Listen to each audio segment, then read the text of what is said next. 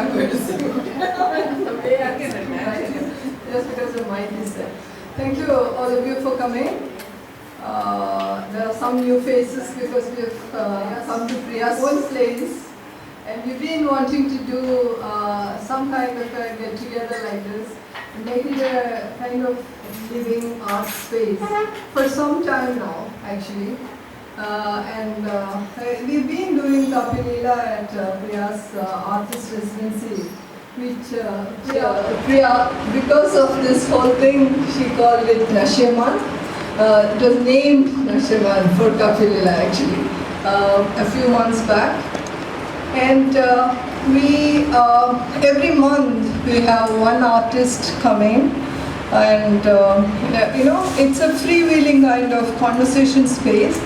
We've been doing, if you know about Leela, you will know that we've been doing public programming for quite some time now.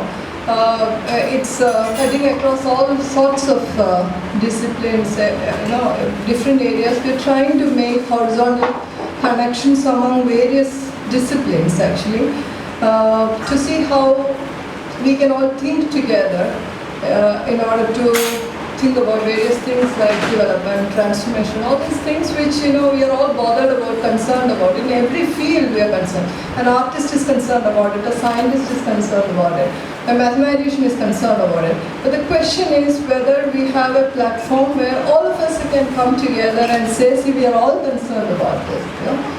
The problem with us is most of the time we are vertically specializing, vertically moving, so it gets so isolated, that path. So suddenly you don't realize, before you realize, you're so isolated on top, and suddenly cut off from the other spaces. So for us, Leela is interpreted as the luminous idea of life appreciation. For us, life appreciation would mean being together like this. Like for instance, in this room, we are imagining that we are a set of artistically oriented people coming and sitting here. But if you actually know, there are people who are economists, like Vivian is an economist. Like we've been trying to cultivate, Amita is a lawyer. So we've been trying to cultivate this space, which is an intercultural, interdisciplinary space, because it's very important in these times to think together. Because we've been doing public programming for some time, we also thought, we also understood the gaps in public programs. One is that you are bound by time because you are doing it in a public space, which gives you a space from this time to that time. So you are always, limited by this. The time thing is hanging there in front of you, so you're restricted by this. The other thing is, there is also the stage idea, the idea of the stage, which is a distancing idea. Because on the stage, there are a few people sitting all the time. It gives a feeling that they are so accomplished, and the people who are sitting there are, coming to listen to these experts. But all of us know that that is not true, because at some point or other we all sit on the other side or this side or that side. It's interchangeable. So we wanted to actually create a forum which is also symbolic of this interchangeability. So this forum was created, it's called Kaapi LILA. Kaapi literally means coffee. So, in most of South Indian languages. So, what we wanted was to create a very informal forum where over coffee we can discuss just about anything. So, it's an international kind of forum, so anybody from any part of the world with something to say, or with our foundation is also called the Leela Foundation for Translocal Initiatives. This idea of translocality is very important for us. It is also a response to the word glocal, which is trying to bring a global and a local together. It is almost used, the word local is mostly used as a kind of solution for the global and the local, So it's a kind of, we are trying to bridge this gap, but it is actually not bridging the gap, because it's almost always, the global is the Western global, and the local is the third world local. So there is this fixation on this type of a global and this type of a local. But we thought it was most important to think about the local, thoroughly understand the local, understand the strengths as well as weaknesses of the local, so that you understand where to go. So from the local, how do you transit? How do you connect? So the path is important for us, the route is important for us. So all the programs that we do have these two characteristics. One is the possibility of connecting across disciplines, horizontally connecting. The second thing is this thing of translocality, which means you are trying to understand the local and trying to connect knowingly, and all the time being tentative about it, so that you don't fix a destination and say, this is where I want to go. No time do we fix our destinations and say this is. So knowing is a process, creativity is a process which is ongoing for us. So Lila itself means play. So for us, the idea of play is very important, because it means that you are able to move. Even as you rehearse very hard for the play, for a game, on the ground, when you are on a play field, you cannot say that, this is how I rehearse, I will fix my position, I will not move. You will become spontaneous. At the same time, this does not mean that you let go of the rehearsal. The rehearsal is important. So this is curious possibility of bringing paradoxical ideas, or seemingly opposite ideas, like hard work and being spontaneous. The idea of deeply getting immersed in an act, at the same time feeling detached about it because it's after all play. So there's numerous possibilities of being in this space. So Lila means always, and all our programs in some way or the other reflect these ideas. I'm saying all this is, some of you already know these things because you've been regulars at Lila, but there are some new faces, that's why I thought and this is the first time at a Kaapi forum we have a mic, so I thought I might as well use the mic. Anyway, so the Kaapi forum especially is a quintessential Lila forum that way, because it allows people to sit like this, and this is what we love to see, where you just come and be together on the same plane, without really, this is not very different from here. The artist sits here, but you're also sitting there. So this possibility of dissolving, kind of reducing the gap between the proscenium stage artist and the audience is here, which also means that we are in conversation. And conversation is not only conversation, verbal conversation. We think language is transverbal, it is translocal, it is transverbal, so it is possible for us to have all types of conversations. Somebody can converse in song, somebody else can converse in painting, somebody else can do something else. At the same time, there is also, because of us being essentially human, we also intersperse this idea of word into this forum. So you just sit over coffee and have a conversation, that's the idea. And we've had different types of artists, dancers, martial artists, performance poets, fabric sculptors, all types of people coming to this forum, and just being in conversation with whoever is engaged. It's an invited forum because we want a small group who will, all of us will participate in this conversation. It's not like somebody sits here and makes a presentation and you all listen and go back. That's not how it goes. It's a conversation forum. So I encourage all of you to be in conversation.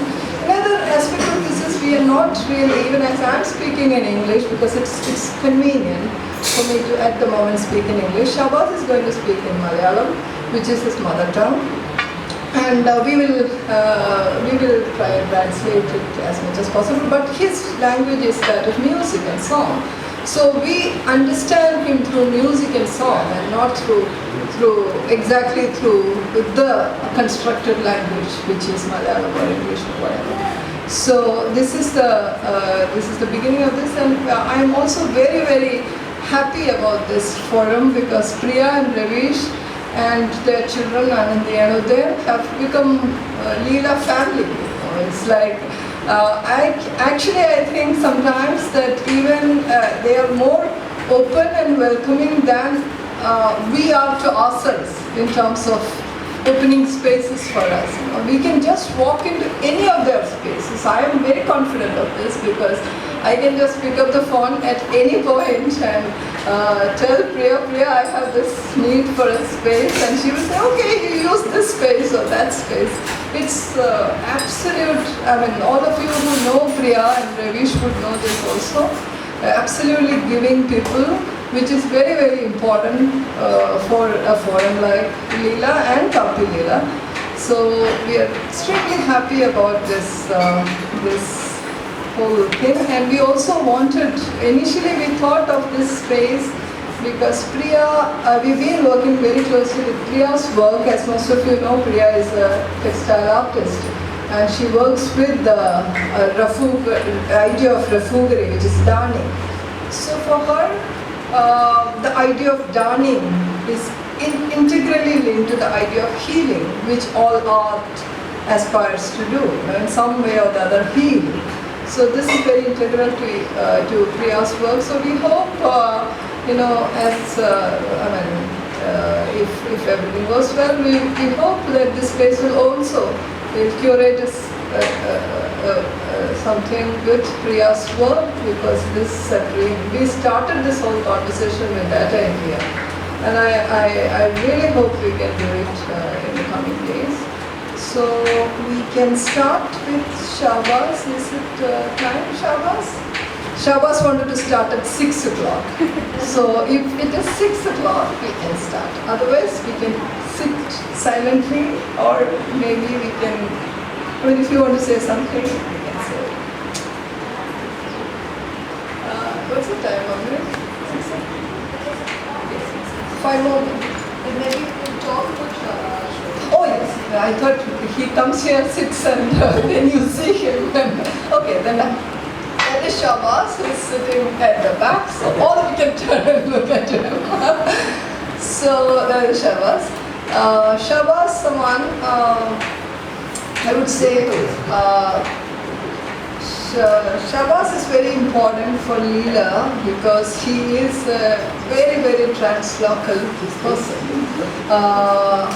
He was born in a small district in Kerala called Malappuram, which is the northern part of Kerala. So he's got a dialect which is a Malappuram kind of dialect when we talk. And then I think what is most important for Shahabaz is song. And everything, the song also means truth and beauty for him. So there's this quest for truth and there's this quest for beauty which are merging into this part.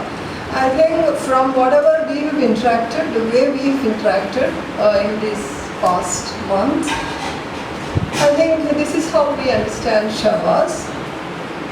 That when you are in a pursuit of any art and you feel that okay, this is my quest, then there is this deep engagement with this path. So you try, on your path there are a lot of things coming, especially in song, music. There are a lot of, it's such a vast kind of field. So where is the end and beginning and end of this? So how do you actually start this journey?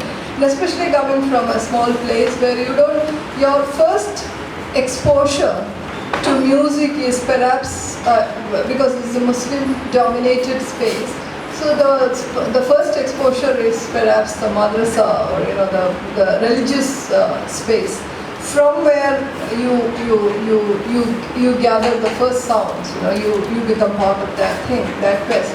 But I think the most important thing about engaging like that and then transcending is that you have a particular kind of deep engagement with one space. I've noticed this with children who are, in this kind of a space. If you're coming from in a space where we are living, like people are coming from different backgrounds. Your father is a Malayali, your mother is a Bengali. So your mother tongue becomes English or Hindi. Then you also speak a little bit of Malayalam, little bit of different languages. But then one thing that I've noticed over a period of time is that when children speak, children who are exposed to just one language when they're very young, they form their sentences completely.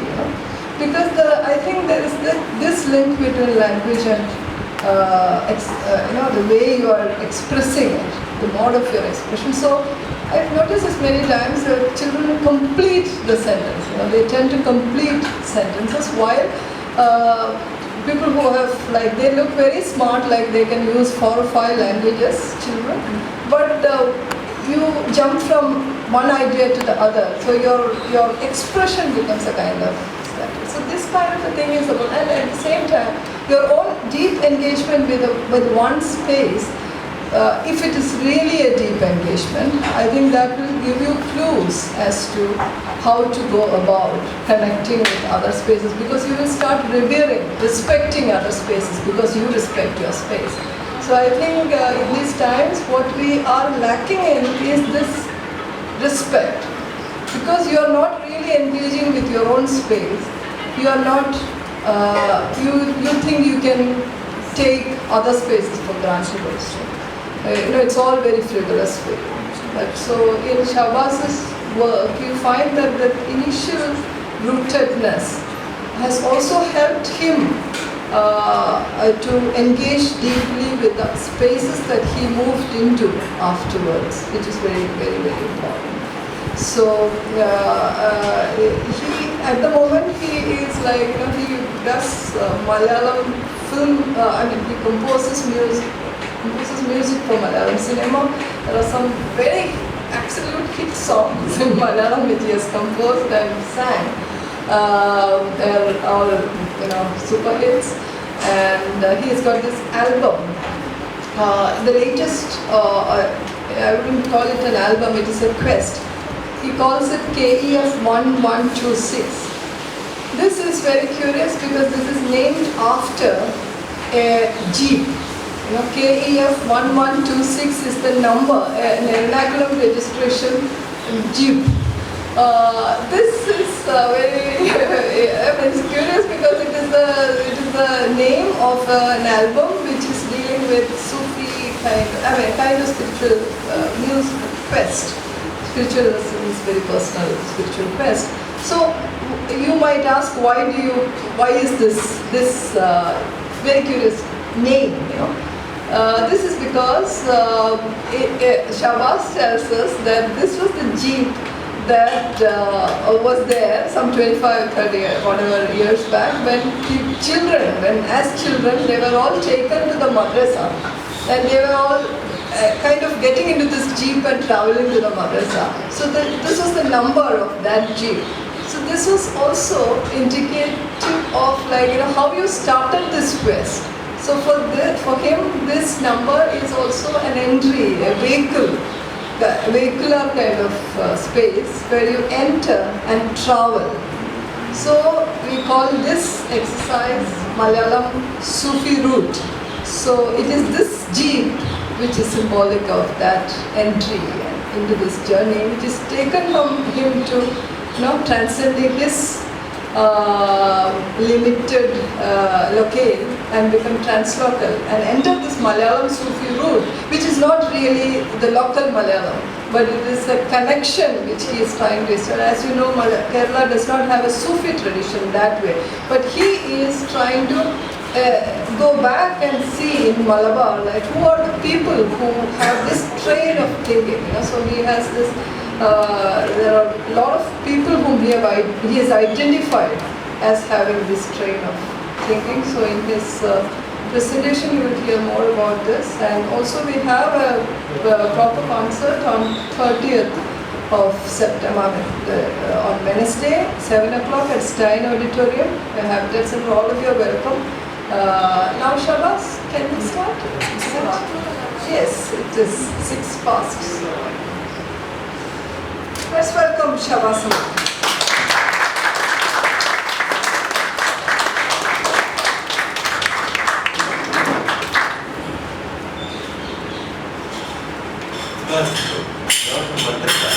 To play football. Okay. Because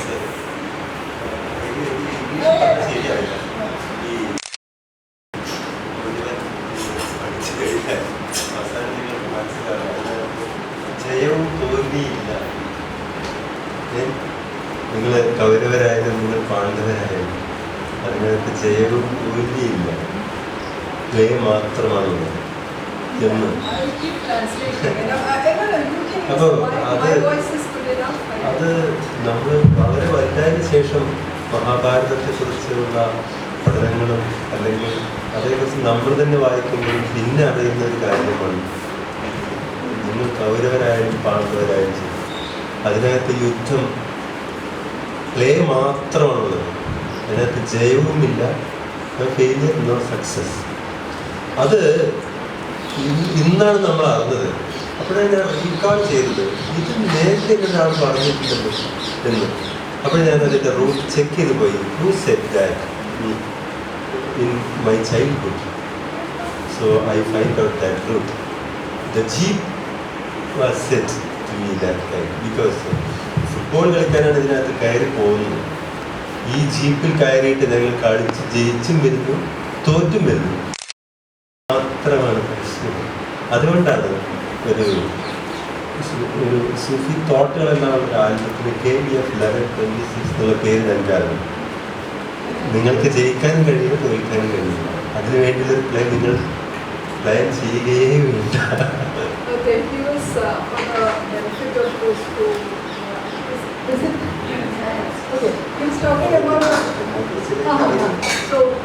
I said the jeep was actually taking them to the madrasa, but it is also a football. I mean, Malabar is also a football place. So these people were using this jeep to go to play football. So for him, play was important because when you get onto this jeep, you go there and you play. Play is more important because you might come back victorious, or you might fail and come back also. So it doesn't matter whether you're playing or, whether you're failing or you're victorious, it doesn't matter. The idea is this whole happiness of this journey is about the play. Right? So he's comparing that with the Mahabharata, where, apparently there is, like, somebody has succeeded, somebody has, failed, etc. But it actually does not matter because nobody has really succeeded or failed in the Mahabharata. The same way, nobody is succeeding or failing anywhere. So when he thought about this idea, he thought this jeep was very important because it is the jeep which gives you this possibility of play. This understanding of play as the most important and not success or failure. That is why this album, which is dealing with the Sufi thoughts, brought from various spaces from Malabar to all parts of the world. So this is quintessential Sufi thought. So this was why. So I'm sorry about that madrasa. I was also sorry for having the text.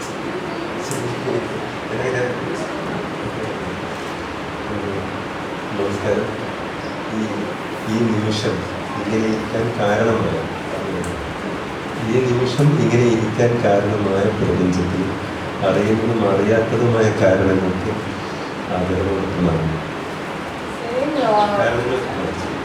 So he's saying there are reasons which have brought him here with all of us.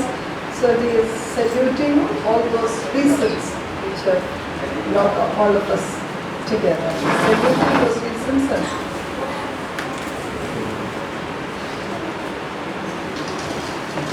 Let us see, that is comfortable because പ്രായം കുറഞ്ഞ വ്യക്തി മുതിർന്നവരുള്ള സദസ്സിൽ സംസാരിച്ചാൽ എപ്പോൾ സംസാരിച്ചാൽ ഞാനായാലും ഇവിടെ സച്ചിൻ വന്നിട്ട് സംസാരിച്ചാലും ടാറ്റോ സംസാരിച്ചാലും കുറച്ച് എൽഡർ ബ്രദറാണ് അദ്ദേഹം ആര് സംസാരിച്ചാലും അത് എത്ര തന്നെ വിനയം നിറഞ്ഞ ബോഡി ലാംഗ്വേജോട് കൂടി സംസാരിച്ചാലും ശരി, അത് ഇറ്റ് ഷുഡ് ബി റെബല്യസ്. തിരിച്ച് അവിടെ എല്ലാം ഇരിക്കുന്ന കുട്ടികളാണ്, മുതിർന്ന ഒരാളാണ് സംസാരിക്കുന്നത്. എത്ര തന്നെ ഫോർവേഡാണെന്നും ഞാൻ സ്വതന്ത്രമാണെന്നും ഞാൻ കുട്ടിയാണെന്നും ഒക്കെ അവർ പറഞ്ഞാൽ. So he's saying about words and how we talk. Like if somebody who is younger is sitting here and speaking to an audience that involves older people, however, whatever is the body language, you're very polite, you're modest, you're humble, you try to kind of embody that humility. However much you try, there is still an act of rebellion about that. Because you're rebelling against some kind of order.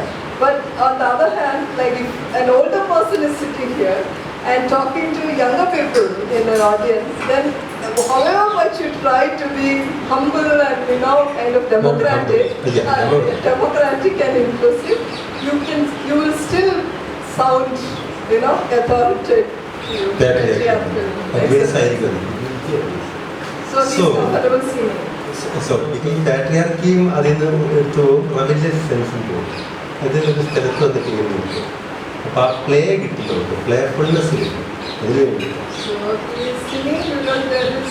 in song there is possibility of dissolving that authoritarianism as well as the rebellion. We can all be together in song. So I am the rebellious.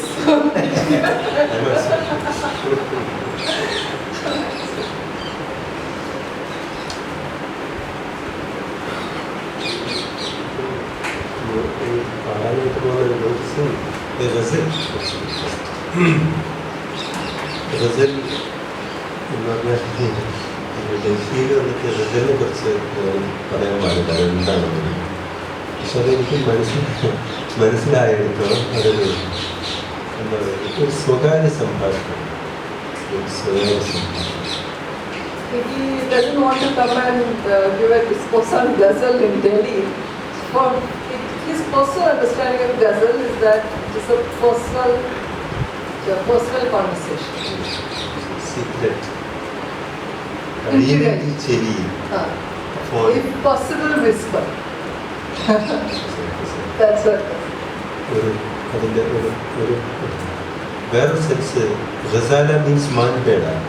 Ghazala വലയിലകപ്പെട്ട മാൻ എന്നൊരു sense ഗസൽ.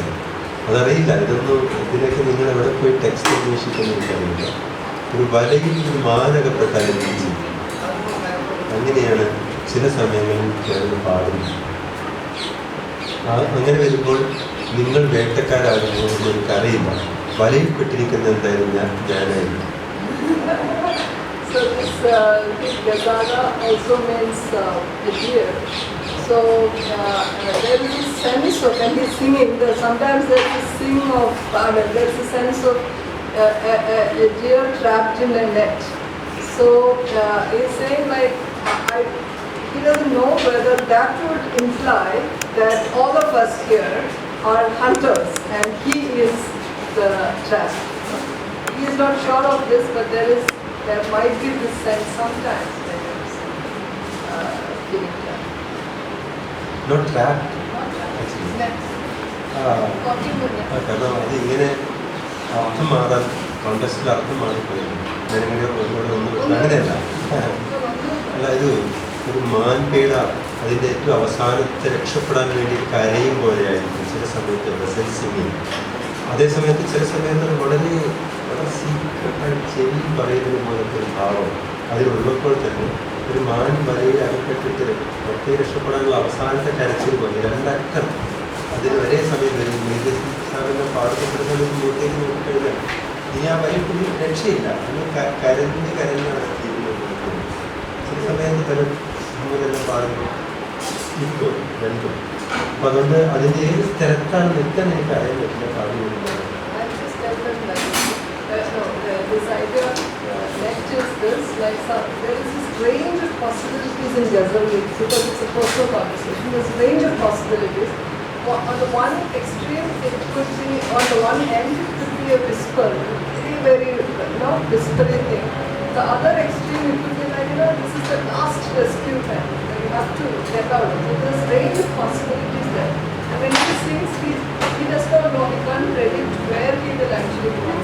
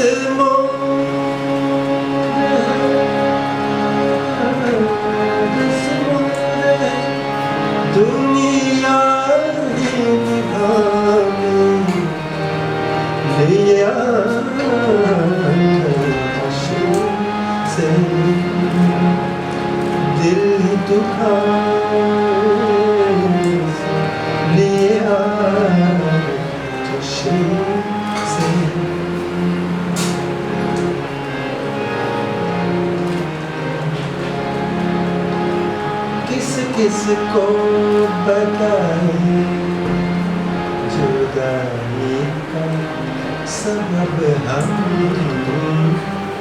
किसको बताए जुदाई का सबब हम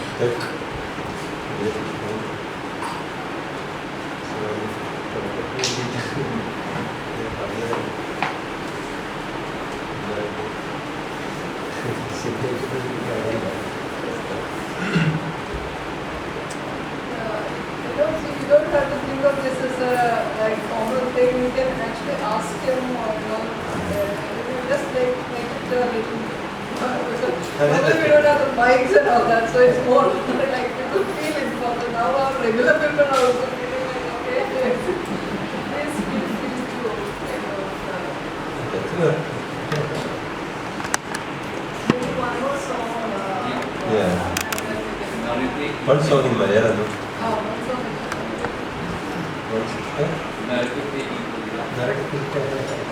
Later.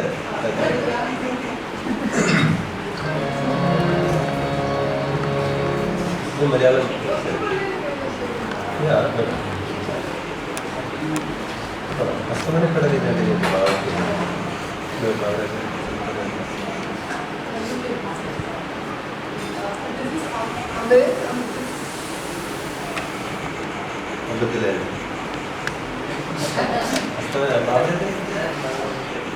Actually singing a composition by Baburaj. M.S. Baburaj, who is one of our iconic music directors in Malayalam cinema. So he was the first, he stayed in Hindustani music. Most of our South Indian film music directors are part of the Carnatic tradition. So unlike those directors, Baburaj was trained in Hindustani music. He's born as a orphan, right? Born in Calicut, and then his father was Qawwalis, and he got trained in Hindustani traditions, and taught him a whole lot of those kind of tunes into film music. So it's a very iconic. It's a particular big hit which they composed in the 1960s, I think. So that's how Shahabaz's place is also Calicut, I think.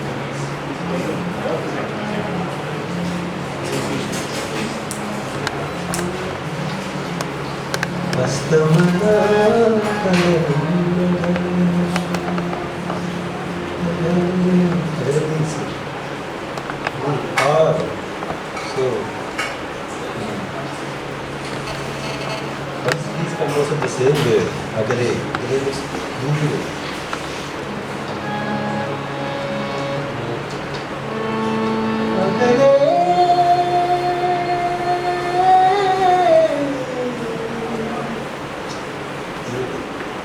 text is Agale. The same music director did the same text Agale. How short? But you feel that's great.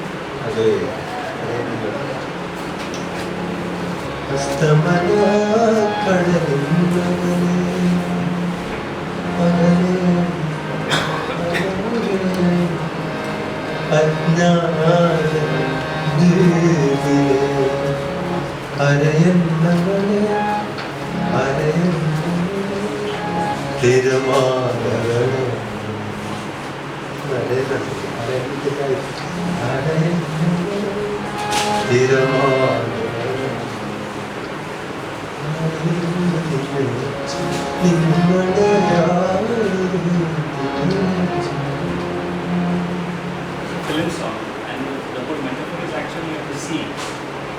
The evening sea. So the poet is asking that in the evening sea, you look out and then you see those distant islands, you see those waves splashing on the shore. He's asking, who did you send you all out in search of like distant islands? That's the metaphor. And what he does is he's playing on that thing. He also says that he compares those waves with swans, and so Arayana is swan. So Tirumala means waves. So the comparison of metaphors and this whole sense of quest in it, distant shores, travel, metaphors which are very close to Shahabaz also. I think it's there in that song.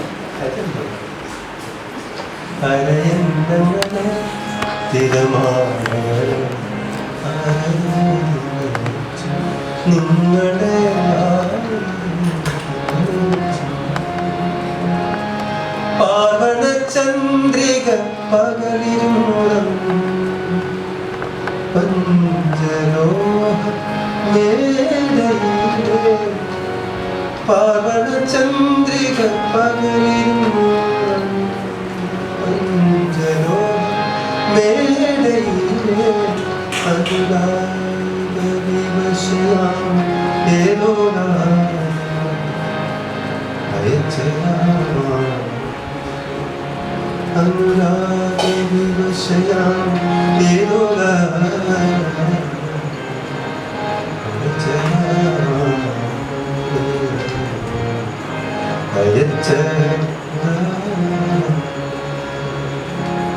അസ്തമനാ പകലേ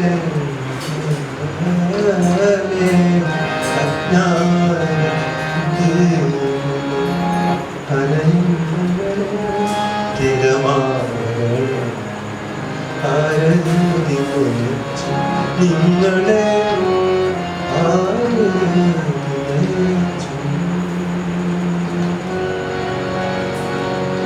പറഞ്ഞാലും തീരാത്ത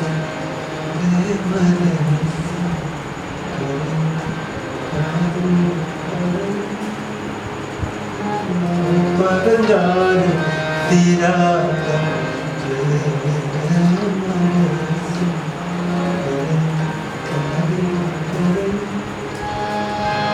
തിരയുടെ വെള്ള പടങ്ങ് താഴെ തിരയുടെ വെള്ള പടങ്ങ് താഴെ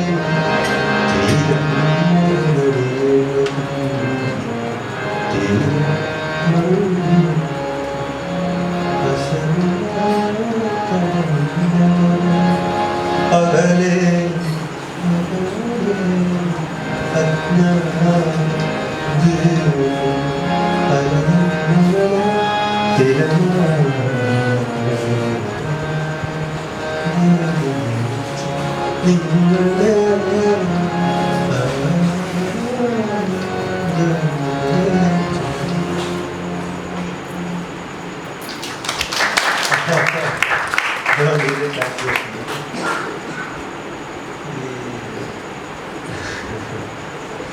അല്ല ഇങ്ങനെ പറയാൻ വേണ്ടിയിട്ട് പറയണ്ട.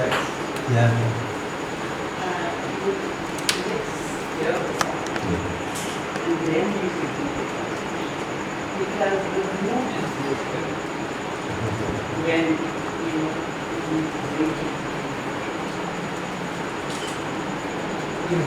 I don't understand the language.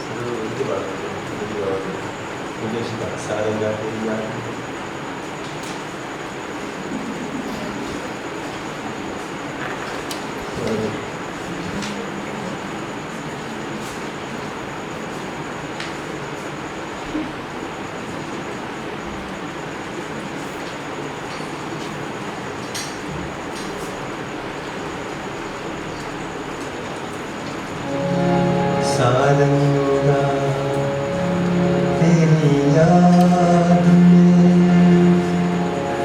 नैन हुए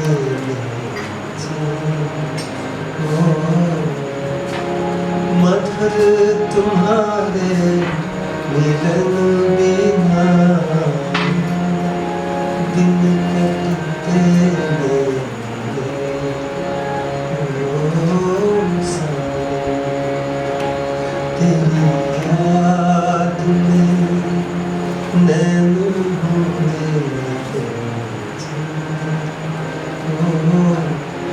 मधुर तुम्हारे मिलन बिना मधुर तुम्हारे मिलन बिना दिन कटते हो तेरी याद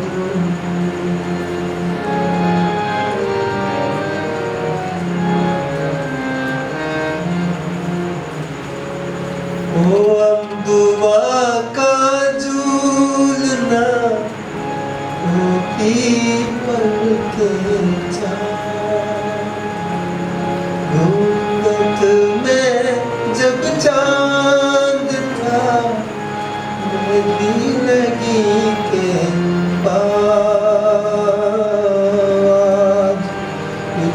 के रह गया,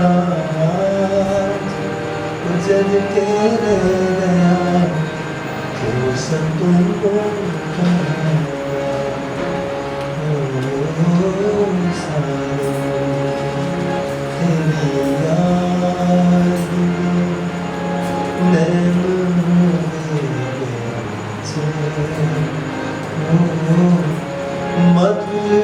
तुम्हारे बिना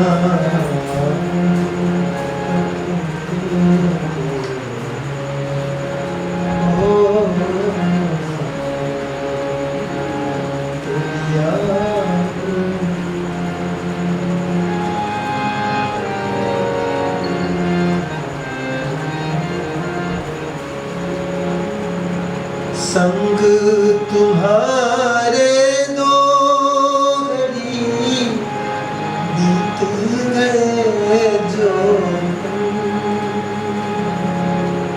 संग तुम्हारे दो घड़ी बीत गए जो, जल भर के मेरे नैन में आज हुए वो जल, सुख लेके दुख दे गए, सुख लेके दुख दे गई, दो अखियाँ चमचम ओ सारे तेरी याद में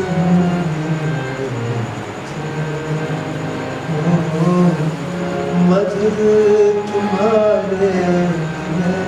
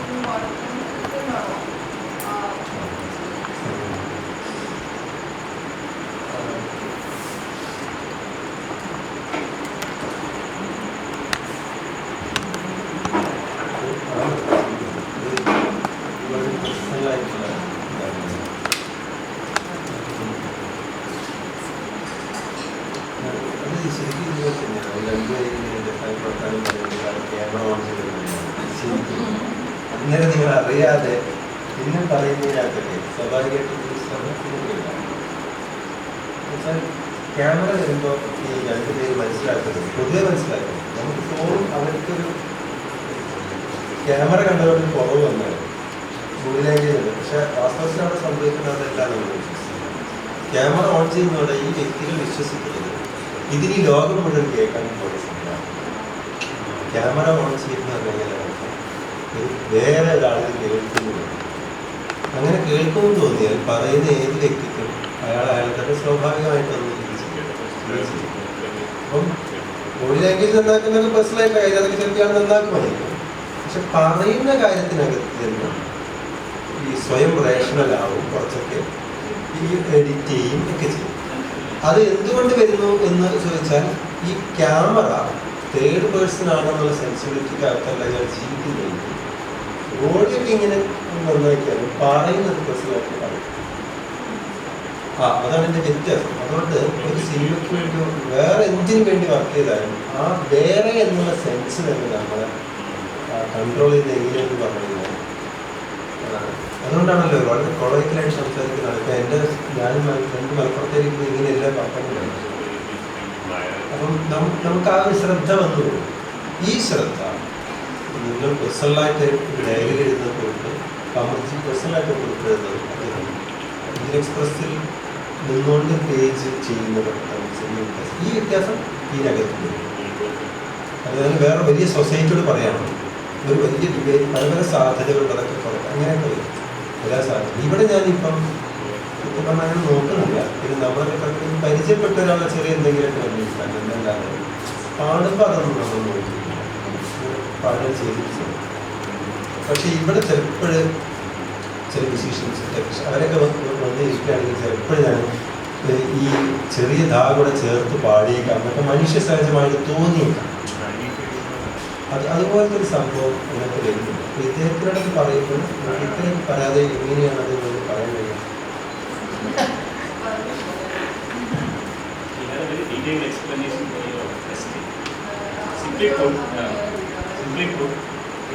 Basically, he said there is a commercial thing about composing for film music, right? This is not a personal conversation. He's trying to strike a rapport with all of the cities, have a conversation with others. In that sense, it's not a very self-conscious thing. Whereas he compares it to how you speak before the camera. When in the camera, there are two people conversing. You have a camera recording it. He feels that the people there will be a certain kind of self-conscious way of speaking, or certain kind of self-censoring, which will be at work, and he is doing it for the camera.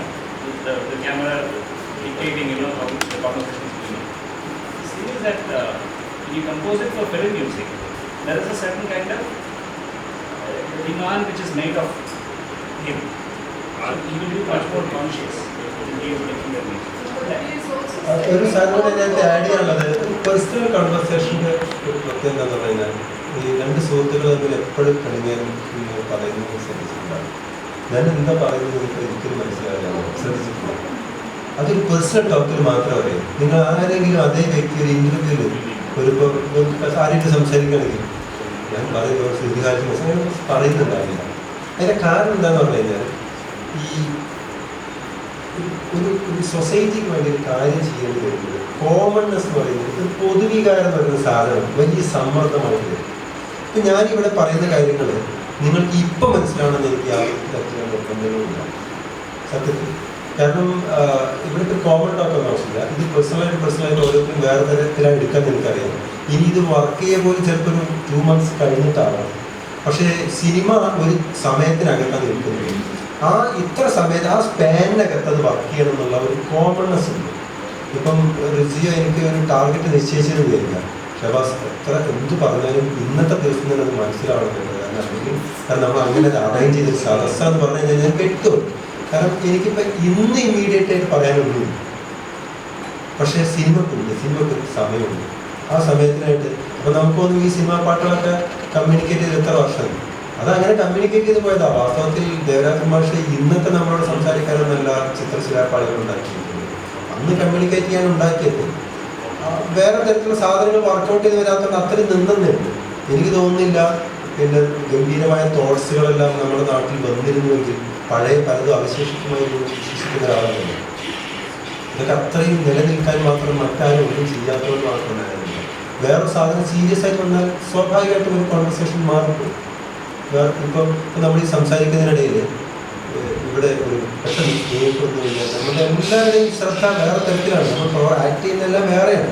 നമ്മുടെ immediate issue ആയിട്ട് അത് മാറുകയും അതിന് കൊടുക്കുന്ന പ്രവർത്തനത്തിലേക്കോ അല്ലെങ്കിൽ അതിനെ ചിലർ പറയും തടയേണ്ട അത് ആയില്ല. പല കോൺവെർസേഷൻസ് പലതും വരാം. പക്ഷേ ഇഷ്യൂ ഭയങ്കര ഫോക്കസ്ഡ് ആണ്. അതുപോലെ പക്ഷെ ഇതൊക്കെ എങ്ങനെ പറയാൻ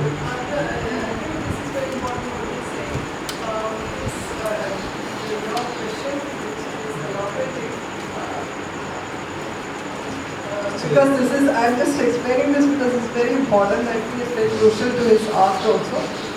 Because he composes for film, he says films work within a particular time. Like, you know, there is a kind of pressure of work, making things work within that time because it is released on such a date. You know, it has to make its money within this date, etc. So there's a kind of pressure on you to work within all the elements that go into a film should work within that space. But in this kind of forum, he has no compulsion that all of us should exactly understand what he is saying now. You know, one of you might, like as she said, you know, she might just relate to the music. You know, many of you might, I might be understanding all that he's saying because he's saying this in Malayalam, like some of us. So somebody might relate to some element in this forum after 2 or 3 months. You know, suddenly in that moment will come back to you. So this forum actually allows him to be completely open about it, so that you don't have any compulsion about this, which means he's slowly becoming completely unself-conscious about this forum. അതായത് എൻ്റെ 14 വർഷങ്ങൾക്ക് മുൻപ് ചെയ്ത solo of ഫനാമിക in black and white എന്നാണ് എൻ്റെ serious conversation in music. ഇപ്പോഴും കേരളത്തിൽ ചർച്ച ചെയ്യപ്പെട്ടിട്ടില്ല, അത് അതിരി കിട്ടിയിട്ടില്ല. എൻ്റെ വെറും 4 പാട്ടുകൾ അവിടെ വലിയ ഡിസ്കഷൻ, വെറും 4 songs. Song of Anamika, which is actually an important work as far as he is concerned, like in terms of, which was done many years back, but that is still not discussed in Kerala, while some of 4 recent songs have become immediate hits. You know? So how actually the artist himself relates to each production or each creation is very different from the way things are received. In this kind of forum, there's no compulsion. So actually, it's also about the instrument. Shahabaz, instrumental കാര്യം എനിക്ക് തോന്നുന്നത് ഒരു സോങ്ങിൽ ഉപയോഗിച്ചിരിക്കുന്നത് എൻ്റെ ഒരു സോങ്ങിനകത്ത് ശരിയാണ്. ഈ personal ആയിട്ടുള്ള ഇൻസ്ട്രുമെന്റ് എന്നുള്ള നിലയിൽ ഹാർമോണിയം വന്നിട്ടില്ല, അത് ശരിയാണ്. എന്നോട് ഏറ്റവും ചേർന്ന് നിൽക്കുന്ന ഇൻസ്ട്രുമെന്റ് ഒരു പേഴ്സണൽ ഇൻസ്ട്രുമെന്റ് എന്ന് പറയുന്ന ഹാർമോണിയം. പക്ഷേ നമ്മൾ ഫിലിം വർക്കിൽ ഒന്നിനും തന്നെ വേറെ തന്നെയാണ്. അത് എനിക്ക് തോന്നുന്നു, അതായത് ഒരു ഡിവൈസ് പ്രവർത്തിക്കുന്നുണ്ട് ശരിക്കും. അതായത് ഇപ്പം നമ്മുടെ നാട്ടിൽ ഏഷ്യനെറ്റ് പ്രവർത്തിക്കാൻ 121 എപ്പോഴും ഏഷ്യനെറ്റ് യൂസ് ആയിരുന്നു, 124 ആ സമയത്ത്. അപ്പം നമുക്ക് ആ മോഡൽ ചേഞ്ച് ചെയ്യാൻ പറ്റുന്നുണ്ട് അങ്ങനെ. അതുകൊണ്ട്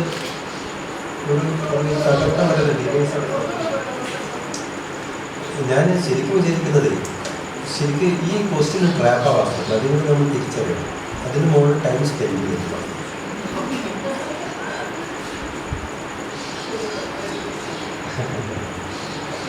അത് അദ്ദേഹം അറിഞ്ഞോണ്ടല്ല, നമ്മളെ ചില കാര്യങ്ങൾ വന്നിട്ട് അന്തരീക്ഷത്തിൽ കാര്യങ്ങൾ ആ ചിലപ്പോൾ നമ്മുടെ വായുകളും നഗരത്തിലുള്ള അതിന് മുകളിൽ നമ്മൾ കുറച്ച് ടൈം സ്പെൻഡ് ചെയ്തായിട്ട് എന്നോട് മനസ്സിലാക്കുന്നു. എന്ന് പറഞ്ഞാൽ മ്യൂസിക് ഇല്ലാതെ തോന്നുന്നു. ഇനി അതിന് അത് ചിലപ്പം ഞാൻ തന്നെ ഉന്നയിക്കുന്ന ഒരു കാര്യം യൂസ്ലെസ് ആണ്, പെട്ടെന്ന് അത് മാറ്റി പറയാൻ ശരിക്കും തോന്നുന്ന വലിയ കാര്യം തന്നെയാണ്.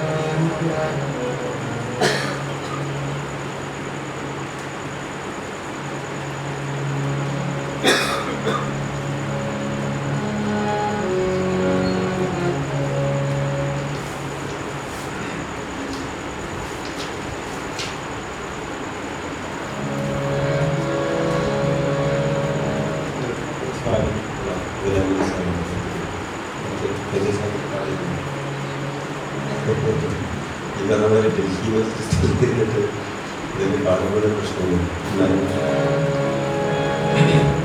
अपनी आवाज लज़िश पे तो काबू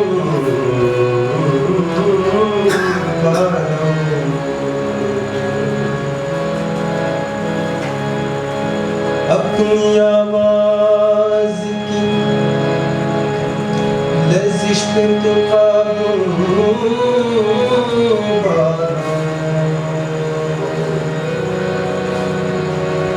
प्यार के बोल तो जाते हैं, अपने तेवर को संभालो के कोई न कहे,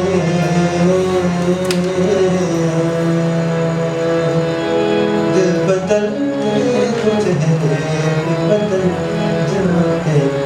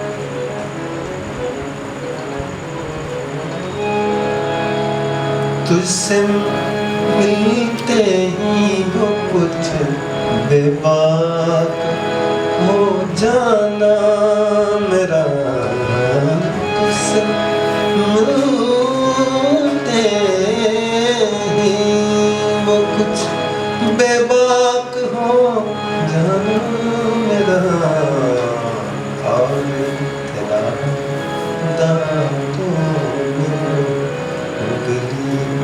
जमाना याद, हमको अब तक आशिकी का वो ज़माना याद है। चुपके चुपके रात दिन आसमां याद है।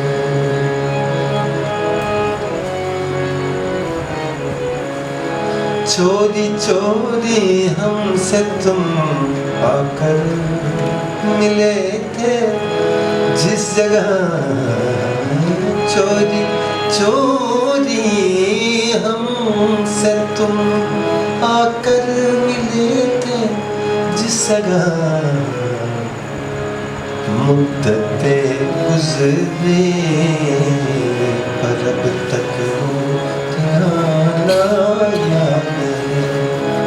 हमको अब तक आशिकी का वो ज़माना याद,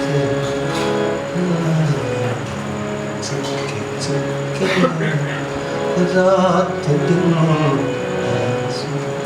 बहाना याद।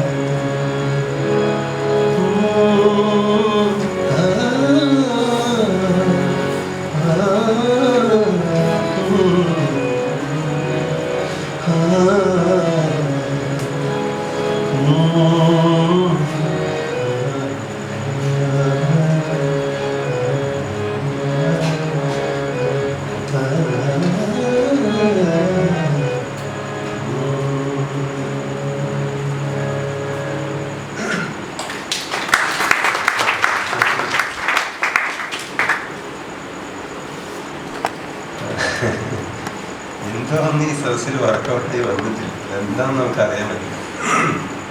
ചിലപ്പോൾ നമ്മുടെ എന്തോ ഒരു മുൻവിധിയും നമുക്ക് ഉണ്ടായിട്ടുണ്ടാവും ചിലപ്പോൾ. ഇപ്പോൾ ഈ പൊസിഷൻ കാരണം വരാം, അങ്ങനെയൊന്നുണ്ട്. നമ്മുടെയൊക്കെ പോസ്റ്റർ കാരണം അല്ലേ, എന്തോ ഒരു സാധനം ഞാൻ കുടുങ്ങിയിട്ടില്ല നമ്മൾ. അപ്പം ഞാനൊരു എൻ്റെ ഒരു ചെറിയൊരു ഇതിനെ കുറിച്ചുള്ളൊരു ധാരണയുണ്ട്. കാരണം അല്ലെങ്കിൽ നമ്മൾ മനസ്സിൽ വിചാരിച്ച സംഗതി പറയാതെ പോയിട്ട് പാടിപ്പോകുന്ന സ്ഥലമായിട്ട് എൻ്റെ ഒരു കുഞ്ഞു നോട്ട് ഞാൻ പറയാം, നിങ്ങളെങ്ങനെ വിശദീകരിച്ചെടുക്കാമെന്നില്ല. ഈ നമ്മളൊക്കെ ഇപ്പോൾ ഞാനിവിടെ പ്രസൻറ്റ് ചെയ്യപ്പെടുന്നത് ഒരു സൂഫി സിംഗറാണെന്നുള്ള നിലയിലാണെന്നത് എന്നെ ശരിക്കും പറഞ്ഞാൽ യഥാർത്ഥത്തിൽ ചിരിപ്പിക്കുന്നുണ്ട്, പേടിപ്പിക്കുന്നൊക്കെ ഉണ്ട് വാസ്തവത്തിൽ. അതെന്ന് പറഞ്ഞു കഴിഞ്ഞാൽ ഈ ശരിക്ക് ഞാൻ എൻ്റെ കണ്ണുകൊണ്ട് ജീവിതത്തിൽ സൂഫിയെ കണ്ടിട്ടില്ല. താഴ്ത്തൊക്കെ കണ്ടിട്ടുണ്ടാവും, താഴ്ത്തോ. കാരണം ഇങ്ങനെ അവരന്വേഷിച്ച് പലപ്പോഴും നടക്കുകയും എനിക്ക് കാണാൻ കഴിഞ്ഞിട്ടില്ല. നമ്മൾ ഇങ്ങനെ ചിന്തിക്കുന്നതാണ് ഇങ്ങനെയുള്ളവരായിരിക്കും സൂഫികളൊക്കെ അങ്ങനെ അറിയുള്ളത്. ഞാനതിൻ്റെ ഒരു കൺവെൻഷണൽ ഏരിയ അല്ല പലപ്പോഴും ഫോളോ ചെയ്യുന്നത്. എന്നെ സംബന്ധിച്ച് ഈ സൂഫിസം എന്ന് പറയുന്ന ഒരൊറ്റ കാര്യം മാത്രമാണ്. എൻ്റെ ഇത് അത് സൂഫിസത്തിൻ്റെ വിശദീകരണമൊന്നുമല്ല. ഞാനെന്താണ് ഇവിടെ കിടന്ന് തിരിയാൻ കാരണമെന്ന് ഞാൻ പറയേണ്ടതുണ്ടല്ലോ, അതുകൊണ്ടാണ്. അപ്പോൾ അത് ഇതാണ് എൻ്റെ മനസ്സിൽ. നിങ്ങൾ ഈ ഭൂമിയിൽ ഒരു വഴിപോക്കനെ പോലെയാണ് എന്നുള്ളതാണ് അതിനെ ഒരു ശരി ശരി. കാരണം വെച്ചാൽ നമ്മൾ ഈ ഗസലിലൊക്കെ തുടങ്ങിയ കാരണം ഇത് പിന്നെ ഇങ്ങനെ കുറച്ച് ഗസലൊക്കെ പാടി പിരിഞ്ഞു വന്നൊരു സദസ്സായി മാറും. കാരണം ഒരു സൂഫി സിംഗർ എന്നുള്ള നിലയിൽ ഇവിടെ പ്രസൻറ്റ് ചെയ്യപ്പെട്ടത് കൊണ്ടുണ്ടായ ഒരു അപകടം എനിക്ക് ഞാൻ എന്തുകൊണ്ടാണ് ഉള്ളത് ആ സ്ഥലം ഒന്ന് പറയാൻ നിർബന്ധനാണ് പോകുന്നത്. അതുകൊണ്ടാണ് നോട്ട് പറയുന്നത്. അത് പറഞ്ഞോളൂ പറഞ്ഞോളൂ. അത് പറ്റില്ല.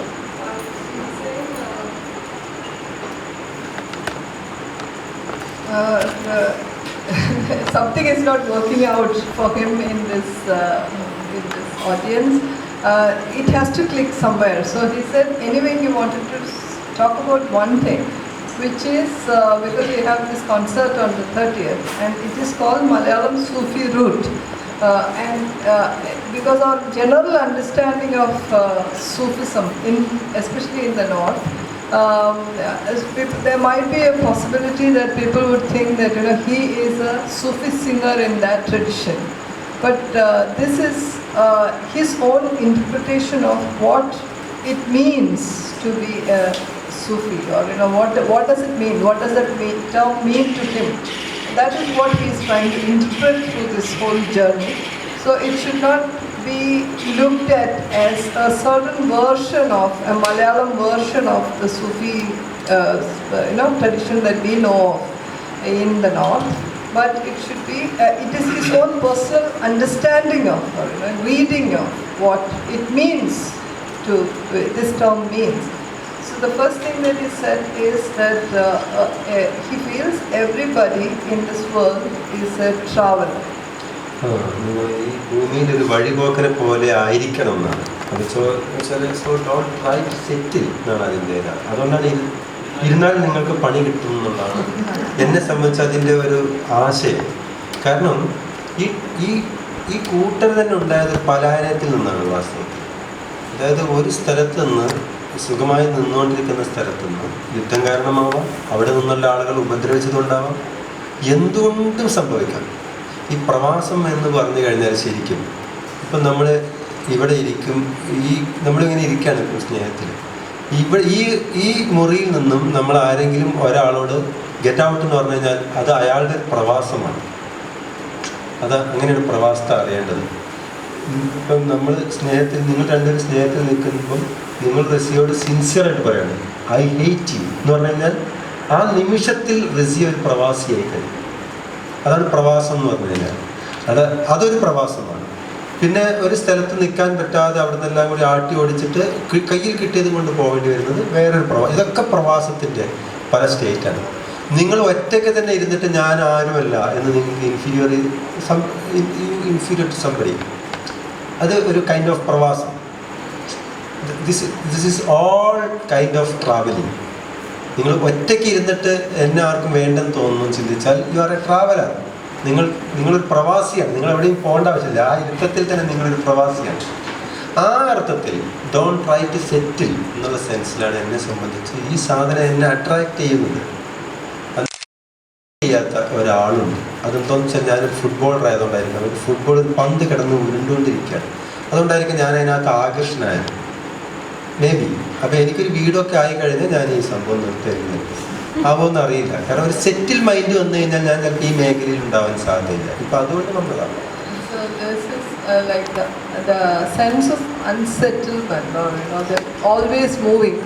Is as far as he understands this whole tradition, this is a characteristic feature of this, because there have been people moving from one space to another, in exile. So this comes from that movement.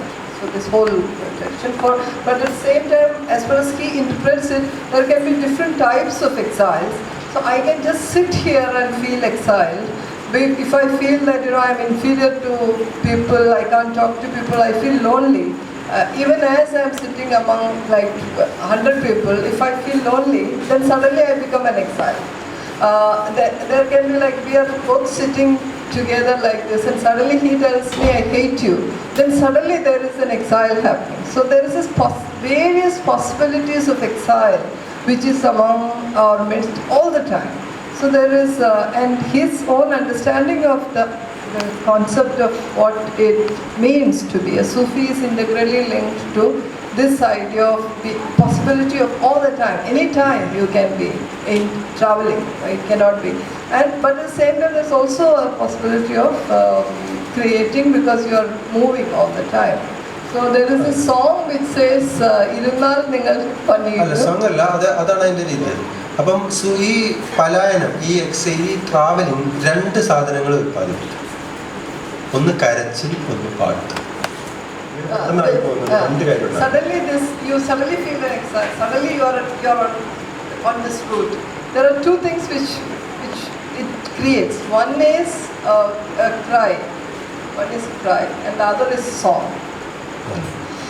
അതിനകത്ത് ഒരു feminine ഊർജം, ഈ പണ്ടൊരു മൊഴിയുണ്ട്, ഈ നമ്മുടെ വഴി മുട്ടിപ്പോകും. അപ്പോൾ ഒരു പെണ്ണിനാണത് സംഭവിച്ചെങ്കിൽ ഷീ വിൽ ക്രൈ. ഒരു ആണിനാണ് സംഭവിച്ചെങ്കിൽ ഹീ വിൽ സിങ്. അങ്ങനെയാണ് ഒരു മൊഴിയാണ് അത്. പിന്നെ പെണ്ണ് കരയാനുള്ളവളാന്നുള്ള അർത്ഥത്തിലല്ല എടുക്കേണ്ടത്. ഞാൻ അതിൻ്റെ ഡീറ്റെയിൽസിലേക്ക് വരാം. അപ്പോൾ അതിൻ്റെ അർത്ഥം ഈ ഫെമിനിയൻ ഊർജം ക്രൈ ചെയ്യും എന്നാണ്. ഈ മസ്കുലിൻ വിൽ സിങ് എന്നുള്ള തരത്തിലാണ് ഇത് പറയുന്നത്. അപ്പം എന്താ പ്രശ്നം, അതൊരു ആക്ഷനാണ്. ഈ രണ്ടും ഒരു ആക്ഷനാണ്. അപ്പം ഈ രണ്ട് ആക്ഷനും വർക്ക് ചെയ്യും. സോങ് മാത്രം, ഈ കരച്ചിലും വർക്ക് ചെയ്യും. ഇപ്പം ഈ പാലസ്തീൻ പോലത്തെ ഇഷ്യൂ ആളുകൾ ശ്രദ്ധിക്കുന്നത് എങ്ങനെയാണ്, അതൊരു ഡിസ്കഷൻ എങ്ങനെയാണ് കൊണ്ടുവരുന്നത്. പാലസ്തീനെ കുറിച്ചുള്ള ലേഖനമല്ല, പാലസ്തീനെ കുറിച്ചൊക്കെ ഗംഭീര ലേഖനങ്ങൾ എഴുതപ്പെട്ടിട്ടുണ്ട്. അതൊന്നുമല്ല നിങ്ങളുടെ ഡിസ്കഷനായത്. അവിടെ മണ്ണോ സ്വന്തം ജീവനോ സ്വന്തം കുട്ടിയോ നഷ്ടപ്പെട്ടിട്ട് ഒരു പെണ്ണ് കരയുന്നതാണ് നിങ്ങൾ ആ സംഭവത്തിലേക്ക് തന്നെ കൊണ്ടുവരിക. മനസ്സിലായില്ലേ? ആ സംഭവത്തിലേക്ക് കൊണ്ടുവരില്ല. കാരണം അത്തരം ഒരു ദുരന്ത സ്ഥലത്ത് ആണിനൊന്നും ചെയ്യാൻ കഴിയില്ല. കാരണം ആണിന് പാടാനേ കഴിയും, പാട്ട് വർക്ക് ചെയ്യില്ല ആ നേരത്തെ ദുരന്തത്തിൽ നിൽക്കുമ്പോൾ. അന്നേരം ആദ്യം വർക്ക് ചെയ്യുന്ന, ലോകത്തിൻ്റെ മുന്നിൽ ആദ്യം വർക്ക് ചെയ്യുന്ന പൊളിറ്റിക്കൽ ആക്ഷനാണ് crime. Because there are these two things which travel generates. One is cry and one is song. He's saying there is this feminine kind of cry. It's not like he's branding that all the women are crying, but there are two types of energies. One which leads, one which generates cry, and the other which is song. So he says both these things will work contextually. Like he's citing the example of Palestine, or such spaces where the world's attention is coming to a space either because of the cry which is arising from that space, or because of the song which is arising from this space. So where the cry works, song may not work, or where the song works, cry may not work. Both of these things can work separately. So both these things are political that way. The cry is also a political act, which is drawing attention to a particular space. അതെ, അതുകൊണ്ട് ഈ സ്ത്രീൻ്റെ കരച്ചിലിൻ്റെ അകത്താണ് കുറേ വർക്കുകൾ അധികം വന്നിട്ടുള്ളത്. വെച്ചാൽ ഇന്നിപ്പം ഫേസ്ബുക്കിൽ ഒരു പോസ്റ്റ്, ഒരു പെണ്ണാണ് പോസ്റ്റ് ഇടുന്നതെങ്കിൽ അത് ആക്ച്വലി ഈ കരച്ചിൽ എന്ന് പറയുന്ന ആക്ഷൻ ഉണ്ടല്ലോ, ആ ആക്ഷൻ്റെ വേറെ രൂപമാറ്റമാണ്.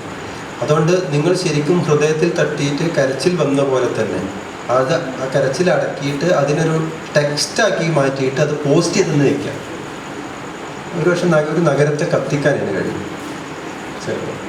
അതുകൊണ്ട് കരച്ചിൽ എന്നുകൊണ്ട് ഉദ്ദേശിച്ചത് വളരെ ലിറ്ററലി തന്നെ നിങ്ങൾ കരയാന്ന് മാത്രമല്ല, ആ ഒന്നുകിൽ കരച്ചിലായിട്ട് വർക്ക് ചെയ്യാം, അത് പാലസ് ചെയ്യും. അതിനെ ടെക്സ്റ്റ് കത്തിക്കാൻ ഒരു അഗ്നിശക്തിയുള്ള ടെക്സ്റ്റായി എന്തുമായി ആണിനെ ഈന പാട്ടാക്കാം, പലതുമാക്കാം. നമ്മളുടെ ശിവൻ്റെ നൃത്തം അങ്ങനെയാണ് ശരിക്കും, ശിവനൃത്തത്തിൻ്റെ സങ്കല്പം അങ്ങനെയല്ലേ. അത് ഒരു വഴി, അത് അപ്പോൾ ഒരു ആർട്ട് ഓഫ് ദി, അത് ശരിക്കും രണ്ട് രീതിയിലാണ്. അതായത് ഈ സങ്കടം, ഇതാണ് എൻ്റെ നിദാനം നൃത്തം. അതായത് ഇപ്പം നിങ്ങൾക്കൊരു സ്ഥലത്ത് നിൽക്കാൻ പറ്റാതായ, ഇപ്പം വീട്ടിൽ തന്നെ നിൽക്കുമ്പം വീട്ടുകാർ പുറത്തു പോകാൻ പറഞ്ഞു വെക്കാം, ഒരു ഭരണത്തിനകത്ത് ജീവിക്കുമ്പം ഭരണകൂടം പോകാൻ പറഞ്ഞു വെക്കാം. എപ്പോൾ വന്നാലും ആ സങ്കടം രണ്ടാലൊരു ആക്ഷനായിട്ട് മാറണം നിർബന്ധമായിട്ട്. ഒന്നുകിൽ അത് കരച്ചിലായിട്ട് മാറണം, അല്ലെങ്കിൽ അത് ഏതെങ്കിലും വകഭേദമായിട്ട് മാറണം. അപ്പം ഏത് നൃത്തങ്ങൾ, ഏത് ആർട്ട് എടുത്താലും അങ്ങനെയായിരിക്കും. അമർജി എഴുതുന്ന ഒരാളാണ്. ഈ എഴുത്ത് എന്താണ് ശരിക്കും, ഒരു ആണാണെന്നതിനാൽ അമർജിൻ്റെ സോങ് ആണ്. സോങ് എന്ന് പറയുന്ന ആക്ഷനാണ് എഴുത്ത്. ഇപ്പം റിസിയോ ആണ് എഴുതുന്നതെങ്കിൽ റിസിയോൻ്റെ ക്രൈങ് എന്ന് പറയുന്ന ആക്റ്റാണ് എഴുത്ത്. അപ്പം സത്യത്തിൽ വളരെ സിൻസിയറായിട്ട് എഴുതാൻ കഴിഞ്ഞാൽ ഒരു പെണ്ണ് എഴുതുന്നതിൻ്റെ ശക്തി വളരെ കൂടാനുള്ളൊരു കാരണമാണ് ക്രൈ. ഈ ശരിക്കുള്ള ക്രൈ ആണ് ഇതിലേക്ക് ട്രാൻസ്ഫർ ആകുന്നത്. പുരുഷൻ എഴുത്തിനേക്കാളും സിംഗർ എന്നുള്ളവർക്ക് ശോഭിക്കുന്നതാണ്. കാരണം ഈ സാധനം ശരിക്കും ട്രാൻസ്ഫർ ചെയ്യാൻ ഏറ്റവും ബെസ്റ്റ് സോങ്ങിലേക്കാണ് ആണിനെ സംബന്ധിച്ച്. അപ്പം ഈ സാധനം ആണും പെണ്ണുമായ ആളുകൾ ഈ രണ്ടിലൊരു സ്ഥലത്തേക്ക് കൺവേർട്ട് ചെയ്തിരിക്കണം നിങ്ങൾ.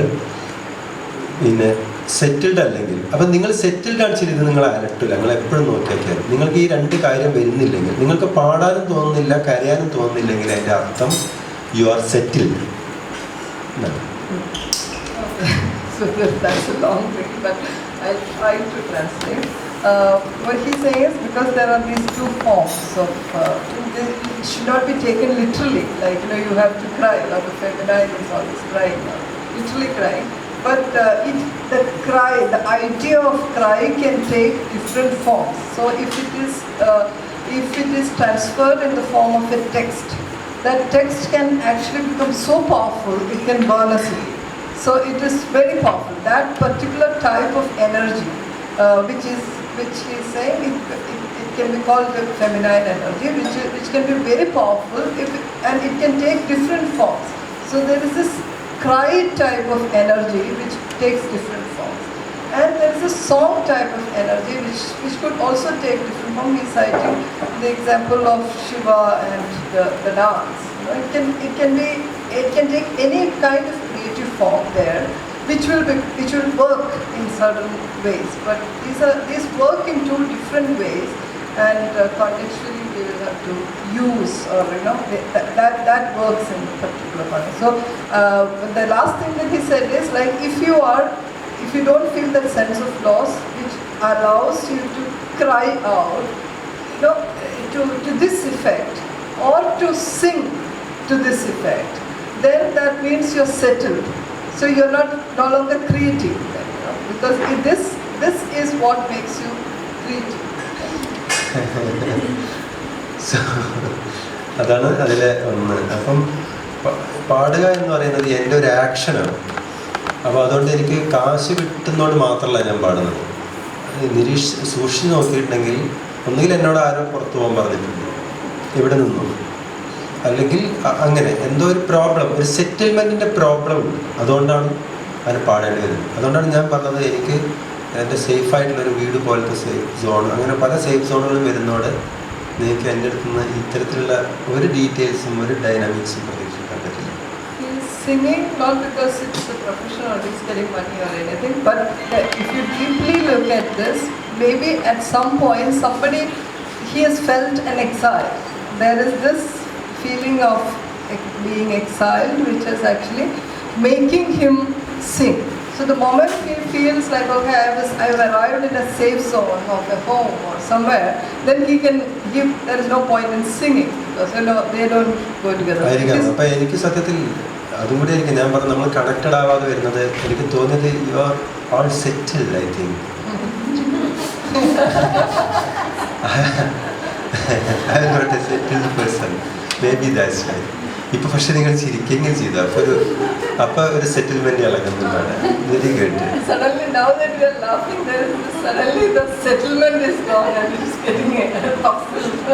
കാരണം എൻ്റെ വിശ്വാസത്തിൽ എല്ലാ ആർട്ടും എഴുത്തടക്കം എന്തും ഒന്നുകിൽ കരച്ചിലിൻ്റെയോ അല്ലെങ്കിൽ ഈ ഇതിൻ്റെയോ, അതായത് ശരിക്കും ഒന്നുകിൽ കരച്ചിലിൻ്റെ അല്ലെങ്കിൽ ഉഴച്ചിൽ എന്താണ് പറയുക,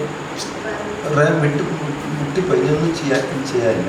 ഈ രണ്ടിലൊന്നിൻ്റെ പ്രതിഫലനമായിരിക്കും എല്ലാ ആർട്ടും.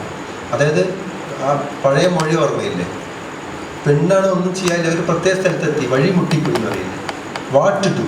അപ്പോൾ പെണ്ണ് കരയുന്നു, മീൻസ് പണ്ട് കരയും, ഇപ്പം ആ കരച്ചിലെ എഴുതും, എന്തെങ്കിലും ചെയ്യും. മെയിലാണ് ആ സിറ്റുവേഷനിൽ വന്നതെങ്കിൽ ഹി വിൽ സിങ് എന്നുള്ളതാണ് പറഞ്ഞത്. അല്ലെങ്കിൽ അതെന്താ വെച്ചാൽ ചെയ്തുകൊണ്ടിരിക്കും. അപ്പം ഒന്നുകിൽ കരയാനായതിൻ്റെ അല്ലെങ്കിൽ ഉഴന്നു പോയതിൻ്റെ രണ്ടാലൊരു വകഭേദങ്ങളായിരിക്കും എല്ലാ ആർട്ടും എന്നുള്ളതാണ് എനിക്ക് തോന്നുന്നത്. All types of art comes from these two things. Either you come to a crisis situation, you're at a dead end. So at that point, you either cry out. So you have no way. So you cry out, or you just sing out. So these are the two ways of responding in a crisis. So it is maybe the edge situation. You're on the edge, or maybe all artists are on the edge. Actually, always unsettled and feeling the tentativeness of being there on the edge, and that makes you.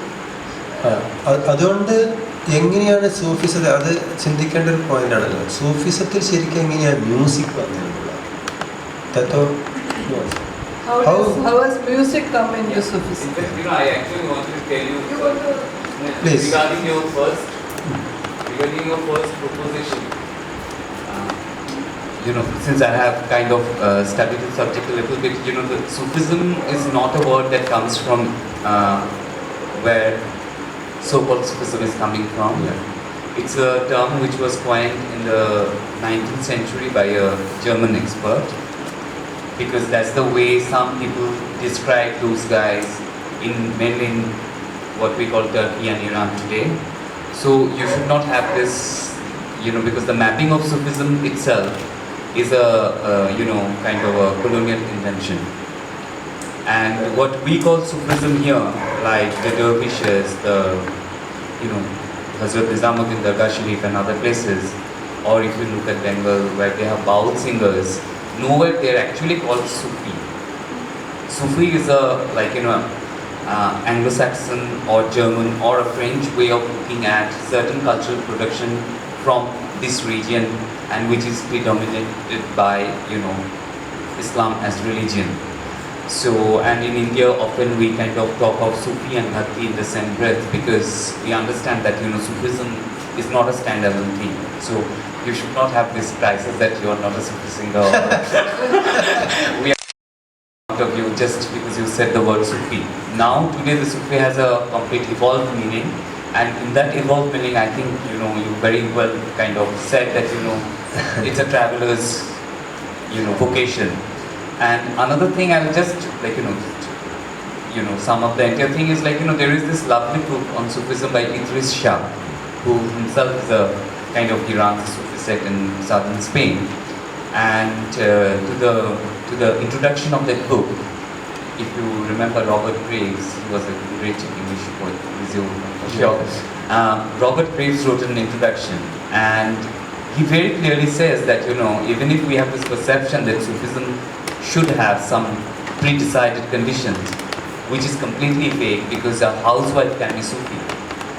And the thing is, to be a Sufi, you don't need to conform to any set of rules and regulations. That's it. House wife തീർച്ചയായിട്ടും ഒരു ശുദ്ധിയാണ്. കാരണം ഒരുപക്ഷെ ഒരു ഗൃഹനാഥൻ സെറ്റിൽ ചെയ്യും. കാരണം അയാളൊരു comfortable pattern ഉണ്ടാകും വീട് നോക്കാനായിട്ട്. പക്ഷേ ഒരു ഹൗസ് വൈഫ് ഓരോ നിമിഷത്തെയും മാറ്റിമറിക്കുന്നു. വെറുതെ ഒരിക്കലും ഡെയിലി പയറുപ്പേരി ഉണ്ടാക്കില്ല, ഒരിക്കലും ഉണ്ടാക്കില്ല. ശരിക്കും ഒരു ഹൃദയം കൊണ്ടാണ് ഇത്. വെറുതെ ആവർത്തിക്കേണ്ടെന്ന് നോക്കുക. ഒന്നുമില്ലെങ്കിൽ വെറുതെ ഒരു ഉപ്പും മുളകും കുത്തി ചാലിച്ചിട്ട് വേറൊരു ഇതാക്കാൻ വരും. ഒരാഴ്ച കഴിയുമ്പോഴത്തേക്കും വീട്ടിലെ വിരികളൊക്കെ വെറുതെ അങ്ങ് മാറ്റിയിട്ട് അപ്പുറത്തേക്ക് മാറ്റി. അത്രയും ക്രിയേറ്റീവ് എല്ലാ വാസ്തവത്തിലും വരുന്നതാണ്. അയാൾ വളരെ കംഫർട്ടബിൾ ആയിട്ടുള്ള ഒരു സെറ്റിൽമെന്റ് സോൺ കണ്ടെത്തുകയും അത് ക്ലിക്കാണെന്ന് കണ്ടു കഴിഞ്ഞാൽ ഒരു പക്ഷെ 14 വർഷമൊക്കെ തുടരും. Like, he's saying housewives are quintessential Sufis because they are never settled. Like, they don't, I mean, normally when you're cooking, people would know, you don't want to cook the same type of, you're making a particular dish, you will suddenly find that something is not there. So you adjust, you make it a different thing. Or, and then suddenly like your living room is like this and you keep changing things around, etc. So people think when you say housewife, etc., you settle.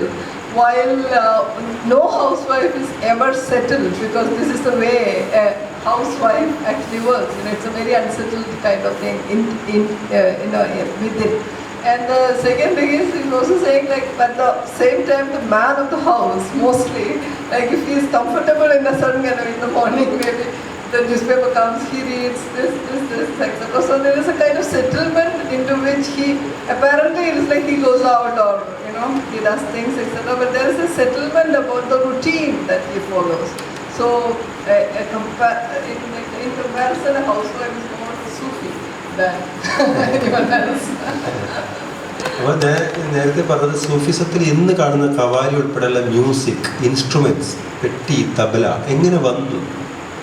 Actually ഒരു ധ്യാനമൗനമാണെങ്കിൽ അതൊരു chanting, ബൈബിളോ ഖുർആൻ എന്താ വെച്ചാൽ അതാണെങ്കിൽ അതിനകത്ത് music വരാൻ പാടില്ല. പാട്ടായിട്ട് എങ്ങനെ വന്നു? നമ്മളിപ്പോൾ ഒരു ദർഗയിൽ പോയി കഴിഞ്ഞാൽ കവാലി കേൾക്കും. അപ്പോൾ എവിടുന്ന് കവാലി ജോയിൻ ചെയ്തു? ശരിക്കും പറയുന്നത് ഈ പലായനം ചെയ്തിട്ട് ഒരു സ്ഥലത്തു നിന്ന് മറ്റൊരു സ്ഥലത്തേക്ക് പലായനം ചെയ്ത് പോയവർ, അവർക്ക് വീടെല്ലാം നഷ്ടപ്പെട്ടു. അപ്പം ഈ സംഘത്തിൽ കുറച്ച് ധനാഢ്യരുണ്ട്, അല്ലാത്തവരൊക്കെ ഉണ്ട്. അവരെ കൂട്ടത്തിലെ ഏറ്റവും പാവപ്പെട്ടവരാണ് സൂഫികളായിട്ട് അറിയപ്പെട്ടത്. കാരണം അവരടുത്ത് ഒരു പുതപ്പ് മാത്രമായിട്ട്, ഒരു കരിമ്പടം മാത്രം പുതച്ചവരായിരുന്നു. അവർക്ക് വീടിനെ കുറിച്ച് ഓർക്കാനില്ല, ഒന്നുമില്ല. അപ്പം ഈ പ്രത്യേകിച്ച് മക്കയിൽ നിന്നും മദീനയിലേക്ക് പലായനം ചെയ്യേണ്ടി വന്ന ഒരു പുതപ്പ് മാത്രമുള്ള ഏറ്റവും പാവപ്പെട്ട ആളുകളാണ് ശരിക്കും ഇസ്ലാമിക് സൂഫികൾ എന്നുള്ള രീതിയിൽ പിൽക്കാലത്ത് എസ്റ്റാബ്ലിഷ്ഡ് ആയിരുന്നു. അവർ തിരിച്ച് പലായനം ചെയ്തു പോയ സ്ഥലത്ത് അവർക്കൊന്നുമില്ല, അവിടെയും അവർ സെറ്റിൽഡ് അല്ല, അവർക്ക് അവിടെ ഒന്നും പറ്റുന്നില്ല. അപ്പം അവരെന്ത് ചെയ്തെന്ന് പറഞ്ഞു കഴിഞ്ഞാൽ അവരുടെ ജോലി എന്താണെന്ന് അറിയാതെ എവറി ടൈം തിങ്കിങ് ആയി മാറി. ഈ തോട്ട്ഫുൾ മാത്രമായി. ഈ പ്രവാചകൻ്റെ ഏറ്റവും ഫേമസ് ആയിട്ടുള്ള ഒരു വാക്ക്, ഞാൻ പ്രവാചകനല്ലായിരുന്നുവെങ്കിൽ, ഇന്ന് നിങ്ങൾ അറിയുന്ന പ്രോഫറ്റ് മുഹമ്മദ് അല്ലായിരുന്നുവെങ്കിൽ ഞാൻ ഏറ്റവും ഇഷ്ടപ്പെടുമായിരുന്നത് രാത്രിയിൽ നക്ഷത്രങ്ങളെ നോക്കിയിരുന്ന് ചിന്തിക്കുവാനായിരുന്നു.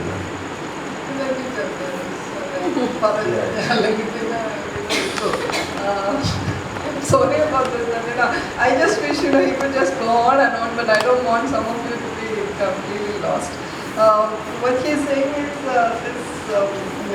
when the people who travel from Mecca to Medina, among them there were people who were rich, who were very poor also. Like there were different strata of society who were traveling, and it is the poorest of the poor among them who later came to be known as Sufis, because they just had one sheet covered, and that they are never settled. Even in the place where they went to, because they didn't have anything, they were never settled. So this idea of that. So then, because they don't have anything else to kind of hold on to, their only resort was thought. They started thinking. Thinking was the only thing. And then he's saying the Prophet Muhammad had this sentence, this thing which he said, if I were not a prophet, I would what I would have really loved to do is just sit out and look at the stars and think. So, അങ്ങനെ ചിന്തിച്ചിരുന്നു കഴിഞ്ഞാൽ എന്ത് സംഭവിക്കുമെന്ന് നിങ്ങൾക്കറിയാം. നിങ്ങൾ നിങ്ങളുടെ ബ്രെത്തിനെ observe ചെയ്യാൻ നിർബന്ധിതരാണ്.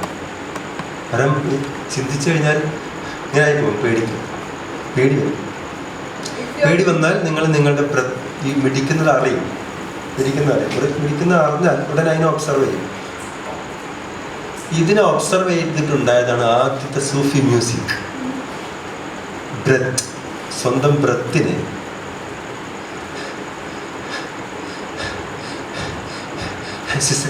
തേങ്ങ ഇതിനെ ഇതേപോലെ കുറേ പേര് ഒരേപോലെ എല്ലാം നഷ്ടപ്പെട്ടവരായിട്ട് ഇങ്ങനെ ചിന്തിച്ച് തേങ്ങുന്നവരായതുകൊണ്ട് അവർ പിന്നീട് ഒരു ഇതിലെത്തി. എന്താന്ന് പറഞ്ഞു കഴിഞ്ഞാൽ നമ്മൾക്ക് റെസീൽ ചെയ്യുക എന്ന് അതിൽ പറയാം. നമുക്ക് ഇങ്ങനെ വട്ടത്തിലിരുന്നിട്ട് തേങ്ങിയാലോ എന്നാണ്. Discussing like how music has come into this tradition, because otherwise if it is a chanting, then music should not be there. Like it's a chanting kind of thing. How did music come into it? So he's saying like when you are thinking, you don't have anything else, so you are sitting and thinking. The more you think in silence, you start getting this fear, like where am I going? What will happen? So there's a whimper you have, like you start observing your breath because you are intensely listening. So you start observing your breath like as he actually showed you. You start observing. അങ്ങനെ സംഭവിച്ചാൽ ആ അൺകൺട്രോളായിട്ട് breath വന്നു കഴിഞ്ഞാൽ നിങ്ങൾക്ക് പേടിയാവും, നിങ്ങൾ മരിച്ചു പോകും. അപ്പം നിങ്ങൾക്ക് ആകെ മാർഗം ഈ ബ്രെത്തിനെ നിങ്ങൾക്ക് എങ്ങനെ കൺട്രോൾ ചെയ്യാം, അതിനെ നിങ്ങൾക്ക് എങ്ങനെ ക്രിയേറ്റീവായിട്ട് യൂസ് ചെയ്യാം, അതിനെ നിങ്ങൾക്ക് തന്നെ ഒബ്സർവ് ചെയ്യാം എന്നുള്ള സ്ഥലത്ത് നിങ്ങൾ നിർബന്ധിതരാവും എത്താൻ. അപ്പം അതിനെ മ്യൂസിക്കലായിട്ട് ഡെവലപ്പ് ചെയ്യുക ചെയ്ത ആ തേങ്ങലിനെ, അതിനാണ് സിക്കർ എന്ന് പറയുന്നത്. കേട്ടിട്ടുണ്ടാവും സിക്കർ. അതാണ് ഇതായി മാറിയത്. സിക്കർ ഈസ് ദ സൂഫി മ്യൂസിക്. ആ റൗണ്ടിങ് ഉണ്ട് സിക്കർ. ക്യാൻ യു എക്സ്പ്ലെയിൻ അബൌട്ട് സിക്കർ? Like zikr is like, when you are completing, you are remembering God in a very physical and metaphysical both ways. It's a, there are different chants, like, in Turkey, they kind of also have physical movement, what we call, whirling dervish. Because അതിന്റെ കാരണം ഇതാണ്. കാരണം നിങ്ങളുടെ breath ശ്വാസം അനിയന്ത്രിതമാവാൻ തുടങ്ങി. അതിനെ നിങ്ങൾ ഇനി വിട്ടു കഴിഞ്ഞാൽ നിങ്ങൾ മരിക്കും. അന്നേരം നിങ്ങൾക്ക് ആകെ ചെയ്യാൻ കഴിയുന്നത്, കാരണം നിങ്ങൾക്ക് വേറെ ജോലി, നിങ്ങളെല്ലാം നഷ്ടപ്പെട്ടു, നിങ്ങൾ തിങ്കിങ് മാത്രമാണ്. തിങ്കിങ് കൂടിക്കഴിഞ്ഞാൽ നിങ്ങൾക്ക് ബ്രെത്ത് കൺട്രോൾ കിട്ടാതെയാവും. ആ ബ്രെത്തിനെ തന്നെ നിങ്ങൾക്ക് എങ്ങനെ സ്നേഹിക്കാം, അതിനെ നിങ്ങൾക്ക് എങ്ങനെ ഒരു ആരാധനയാക്കി മാറ്റാം എന്നുള്ള തോട്ടിൽ നിന്നാണ് ആദ്യത്തെ സൂഫി മ്യൂസിക് ഉണ്ടാകുന്നത്. ഇതാണ് ശ്രീ രവിശങ്കർ. കാരണം വെച്ചാൽ ഈ ബ്രെത്തിനെ എങ്ങനെ ക്രിയേറ്റീവായിട്ട് മ്യൂസിക്കലാക്കാം എന്നുള്ളതിൻ്റെ സാധനം ശ്രീ രവിശങ്കർ ചെയ്യുന്ന ഈ ഇതുണ്ടല്ലോ, സുദർശന ക്രിയ, ഇറ്റ്സ് എ സൂഫി മ്യൂസിക്. അത് എത്രയോ വർഷങ്ങൾക്ക് മുമ്പുള്ളൊരു സൂഫി മ്യൂസിക്കാണ്. It's like സിക്കർ. കാരണം അതിനെ മ്യൂസിക്കലായിട്ട് ഒബ്സർവ് ചെയ്യാതെ നിങ്ങൾക്ക് നിവൃത്തിയില്ല, നിങ്ങൾ മരിച്ചു പോകും. സോ ബ്രെത്തിനെ മ്യൂസിക്കലായിട്ട് സ്വയം കൺട്രോൾ ചെയ്തതാണ് ആദ്യത്തെ സൂഫി മ്യൂസിക്. അതിന് സിസക് കൺട്രോൾ അവർ ഒന്നിച്ചിരുന്ന് തേങ്ങും. അതിനൊരു പേരുണ്ട്, art of the washing your self. അതായത് റൂമി അതിന് പറഞ്ഞിട്ടുള്ളത് കരയൂ, മിഴിനീർ നിന്നെ കഴുകുന്നു. When you are observing your breath and you're getting fearful because your breath is going like this, then actually if you leave it uncontrolled, you will actually die because this is getting uncontrolled. So at that point you have an option. You can control this, transform it into a creative exercise. So that is how the idea of breath is transforming itself into creative music. So otherwise you will die because you are getting fearful. The breath is actually going out of your control. There is nothing else you have to hold on. You have only your breath and you observe it and then you see that it's going out of control. So you have to at that point transform it into creative, something creative, and then music forms. And then there is this physical way of getting into this music. അപ്പം അത് ഇനി എങ്ങനെ അത് song ആയി മാറും. ഇത് എത്ര ഇങ്ങനെ ചെയ്യാൻ പറ്റുന്നു? കാരണം എപ്പോൾ നിങ്ങൾക്ക് നിങ്ങളോട് നമ്മളിപ്പം ഇവിടെ ഇരിക്കുകയാണല്ല, പരസ്പരം നമുക്ക് സംസാരിക്കുന്നില്ല, ഒരു കാര്യം ഫിക്സ് ചെയ്തു നമുക്കൊരു 1 hour മിണ്ടാതിരിക്കാം എന്ന് വെച്ചെന്ന് വിചാരിക്കാം. അന്നേരം പല പ്രശ്നങ്ങളുണ്ടാവും. ചിലർ ചിലപ്പോൾ കൺട്രോളില്ലാതെ ലിമിറ്റ് ചെയ്യും, സംതിങ് സംഭവിക്കും ഇവിടെ. പിന്നെ കുറച്ച് കഴിഞ്ഞ് നമുക്ക് ആ മൗനം സാധിച്ചേക്കാം. പക്ഷേ നമ്മൾക്ക് പരസ്പരം എന്തെങ്കിലും പറയാനുണ്ടെങ്കിൽ എന്ത് ചെയ്യും? ഒറ്റ ടൂളേ ഉള്ളൂ, ദാറ്റ് ഈസ് ടെക്സ്റ്റിലാണ്. അപ്പോൾ മൗനത്തിൽ കമ്മ്യൂണിക്കേറ്റ് ചെയ്യപ്പെടുന്നതും ടെക്സ്റ്റിൽ communicate ചെയ്യപ്പെടുമായ 2 ബ്രത്തുകളാണുള്ളത്. There are 2 possibilities of breath when you are sitting in this room. There is also this possibility that all of us can decide that okay, for 1 hour we'll just keep quiet, completely keep quiet. So at that point, at some point when you have to break this, there is this other possibility of using the text. You have to communicate. There are these 2 possibilities of communicating. One is through this silent. അപ്പോൾ ഏത് തരത്തിലുള്ള ധ്യാനം, ഗുഹാവാസം അതൊക്കെ മൗനത്തിൽ communicate ചെയ്യുന്നതാണ്, text ആവശ്യമില്ല. അപ്പം ഈ സിക്ർ, നേരത്തെ പറഞ്ഞ സൂഫി മ്യൂസിക് മാത്രം മതി. പക്ഷേ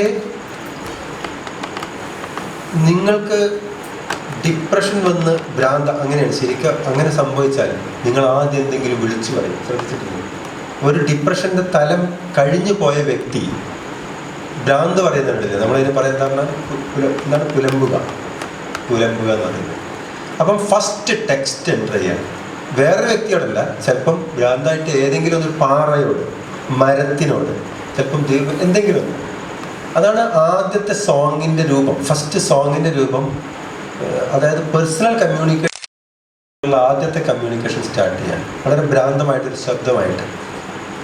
അത് ചിലപ്പോൾ മരത്തിനോടാവാം, മലയോടാവാം, ദൈവത്തോടാവാം. സോങ്ങിൻ്റെ when you are silent, at some point there is this you can't hold it any longer. You feel depressed or something. At that point you have to break the silence and maybe say something wildly. So it can be addressed to anybody. So the other comes in. So it might be, because the text comes in, the word comes in. He is talking about how this music, which is coming from the breath, is getting the form of a song, which also involves text. So how is the text coming in, song coming in? How is music getting transformed into a song?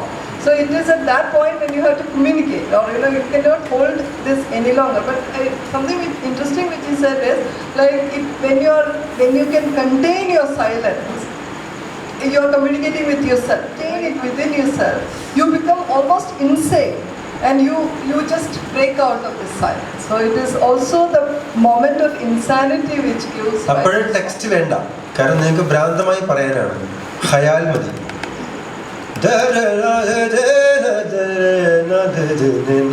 കാരണം നിങ്ങൾക്ക് തന്നെ സ്വയം ഭ്രാന്തമായിട്ട് പറയാനുള്ളതാണ്, വേറെ ആളിത് ബോധ്യപ്പെടുത്താനില്ല. അപ്പോഴും നമുക്ക് ഖയാലുകൾ തുടങ്ങിയ എല്ലാം ഉണ്ടാകും. നിങ്ങൾക്ക് ചില കാര്യങ്ങൾ, ഒരു വെളിപാടുകൾ ആ നിമിഷത്തിൽ കിട്ടിയത് മനുഷ്യ സഹജമായിട്ട് പറയണമെന്ന് തോന്നും. ഇതാണ് മനുഷ്യൻ്റെ വേറൊരു സ്ഥലം. അതിന് ആളുകൾ പറയും അല്പത്താണെന്നൊക്കെ പറയും, ഇത് അറിഞ്ഞ കാര്യങ്ങൾ അറിഞ്ഞെന്ന് വെച്ചാൽ എന്തിനാ പറയുന്നില്ല. അങ്ങനെ പറഞ്ഞ കാര്യം മനുഷ്യ സഹജമല്ലാതെ, അത് തെറ്റാണ്. നമുക്കൊരു വെളിപാടുണ്ടായാൽ പറഞ്ഞു പോകും ചിലപ്പോൾ. ഈ സ്പീച്ച് ഒക്കെ അതിൽപ്പെടും, സോങ്ങുകളൊക്കെ. ബ്രെത്തിൻ്റെ 3ാമത്തെ ആക്ഷനാണ് അടുത്ത ആളോട് തനിക്ക് മനസ്സിലായ കാര്യം പറയുക എന്നുള്ളത്. അതാണ്. So this is first thing of silence where you are with yourself. That's the threshold, in between space you are breaking out, where you don't really need to be making sense. It's just an outburst or whatever. So this is the second phase of this thing. The third part is where you think there is this, you have this urge to talk to relate to the other person.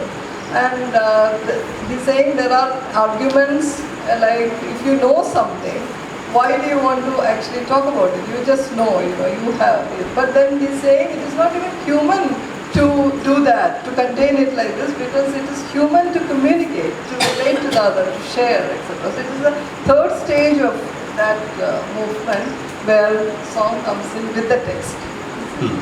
അതെ. ഇപ്പൊ ചാൻഡിങ്ങിൽ മാത്രം work ചെയ്യുന്ന ഒരു action ഉണ്ട്, അതാണ് ബുദ്ധ. ആക്ഷനിൽ നിന്ന് മൗനത്തിലേക്ക് travel ചെയ്തിട്ട് മൗനത്തിൽ end ചെയ്യും. പ്രോഫറ്റ് ആണ് വേറൊരു സ്കെയില്. പ്രോഫറ്റ് മുഹമ്മദ് അദ്ദേഹം ഗുഹയിലായിരുന്നു. ശരിക്കും ഗുഹയിൽ നിന്ന് മൗനത്തിൽ തന്നെ എൻഡ് ചെയ്യാവുന്ന ഒരു പോർഷനാണ്. പക്ഷേ ഗുഹയിൽ നിന്ന് തിരിച്ചാണ് പുറത്തേക്കാണ് വരുന്നത്. അപ്പോൾ ടെക്സ്റ്റിൽ വർക്ക് ചെയ്യുന്നതും ചാൻഡിങ്ങിൽ വർക്ക് ചെയ്യുന്നതായിട്ടുള്ള രണ്ട് ആക്ഷൻ്റെ സ്ഥലമാണ്. ഇപ്പം നമ്മൾ ഈ പാട്ട് KF എന്നൊക്കെ പറയുന്നതൊക്കെ ടെക്സ്റ്റിൽ വർക്ക് ചെയ്യുന്ന സ്ഥലമാണ്. അത് തന്നെ ചാൻഡിങ്ങിൽ വർക്ക് ചെയ്യുന്ന സ്ഥലമാണ്. ചില ആളുകൾ ഇപ്പോൾ കുറേ ആയിട്ട് ആൾ രംഗത്തില്ല എന്നൊക്കെ നമ്മൾ പറയില്ലേ, അവർ മൗനം പോലത്തെ സ്ഥലത്തേക്ക് പോയി. മുമ്പ് വളരെ എഴുതിയിരുന്ന ആളാണ്, പ്രസംഗിച്ചിരുന്ന ആളാണ്, പാടിയിരുന്ന ആളാണ്. ഇപ്പോൾ പാട്ട് നിർത്തിയെന്ന് തോന്നുന്നു. അങ്ങനെ പാട്ട് നിർത്തിയവരുണ്ട്. അപ്പോൾ ഇത് രണ്ടും ഒരു സ്ഥലം തന്നെയാണ് പ്രവർത്തിക്കുന്നത്. ഒന്ന് ടെക്സ്റ്റിലും ഒന്ന് ഈ മൗനത്തിലും പ്രവർത്തിക്കാം. There are two movements which can happen. One is from the field of action, you move towards the chanting and silence. You move towards the silent thing. And the other is from silence you move out into the text. So these two are equally valid. And so he's talking about the Buddha who is moving from the field of action towards the chanting.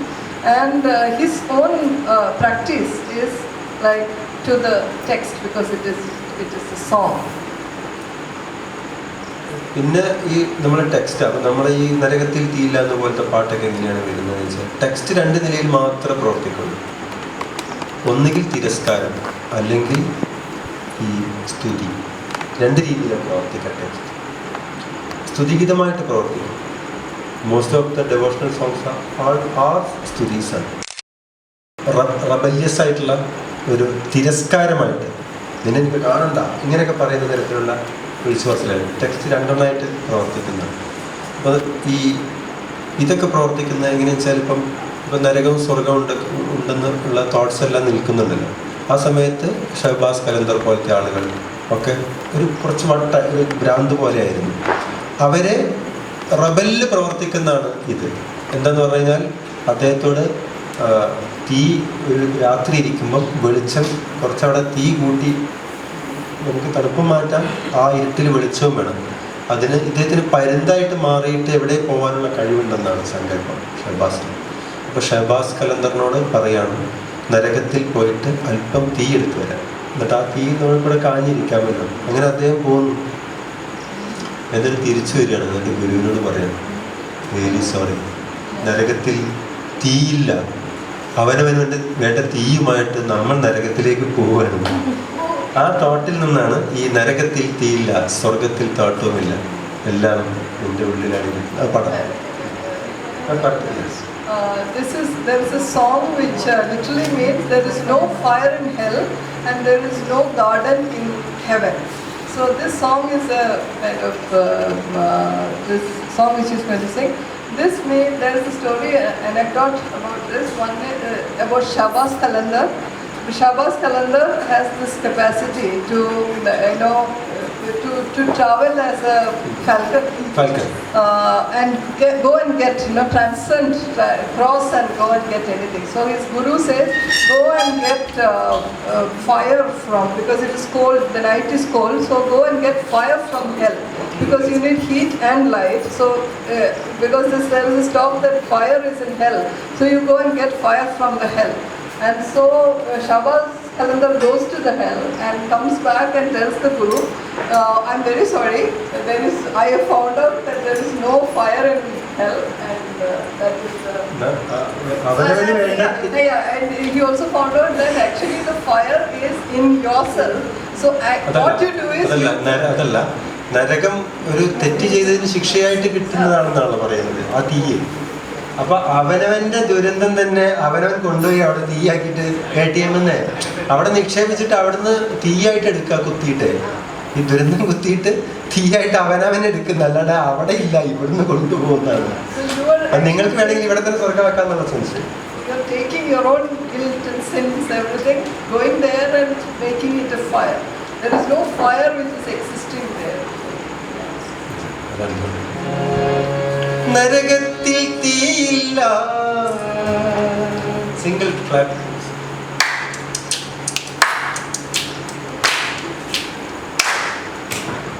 നരകത്തിൽ തീയില്ല, സ്വർഗത്തിൽ കോട്ടവും ഇല്ല. എല്ലാം നിന്റെ ഉള്ളിൽ, നിന്റെ ഉള്ളിൽ, നിന്റെ ഉള്ളിൽ. ലാൽ ഷഹബാസ്, ലാൽ പരി, ലാൽ ഷഹബാസ് ജിയാലത്തി. ദമാദം ദമാദം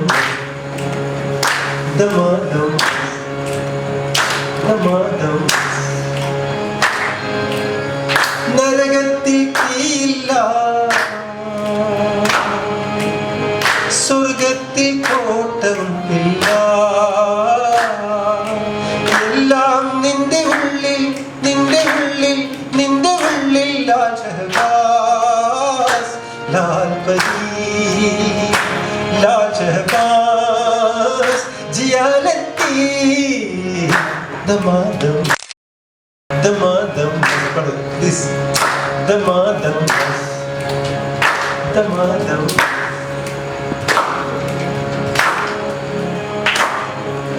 അലയും മടിയിൽ വിശപ്പുമായി മലാങ്ങുകൾ, മലാങ്ങുകൾ. അലയും മടിയിൽ വിശപ്പുമായി മലാങ്ങുകൾ, മലാങ്ങുകൾ. കൈ നീട്ടുമ്പോൾ കാണാം അവരുടെ കണ്ണിൽ പ്രകാശം. ജിയാ ജൂലലാൽ, ജൂലലാൽ, ജിയാ ജൂലലാൽ, ജൂലലാൽ. ദമാദം ദമാദം ദമാദം ദമാദം. നരകത്തിൽ തീയില്ല, സ്വർഗത്തിൽ കോട്ടവും ഇല്ല. എല്ലാം നിന്റെ ഉള്ളിൽ, നിന്റെ ഉള്ളിൽ, നിന്റെ ഉള്ളിൽ. ലാൽ ഷഹബാസ്, ലാൽ പരി, ലാൽ ഷഹബാസ് ജിയാലത്തി. ദമാദം ദമാദം ദമാദം ദമാദം.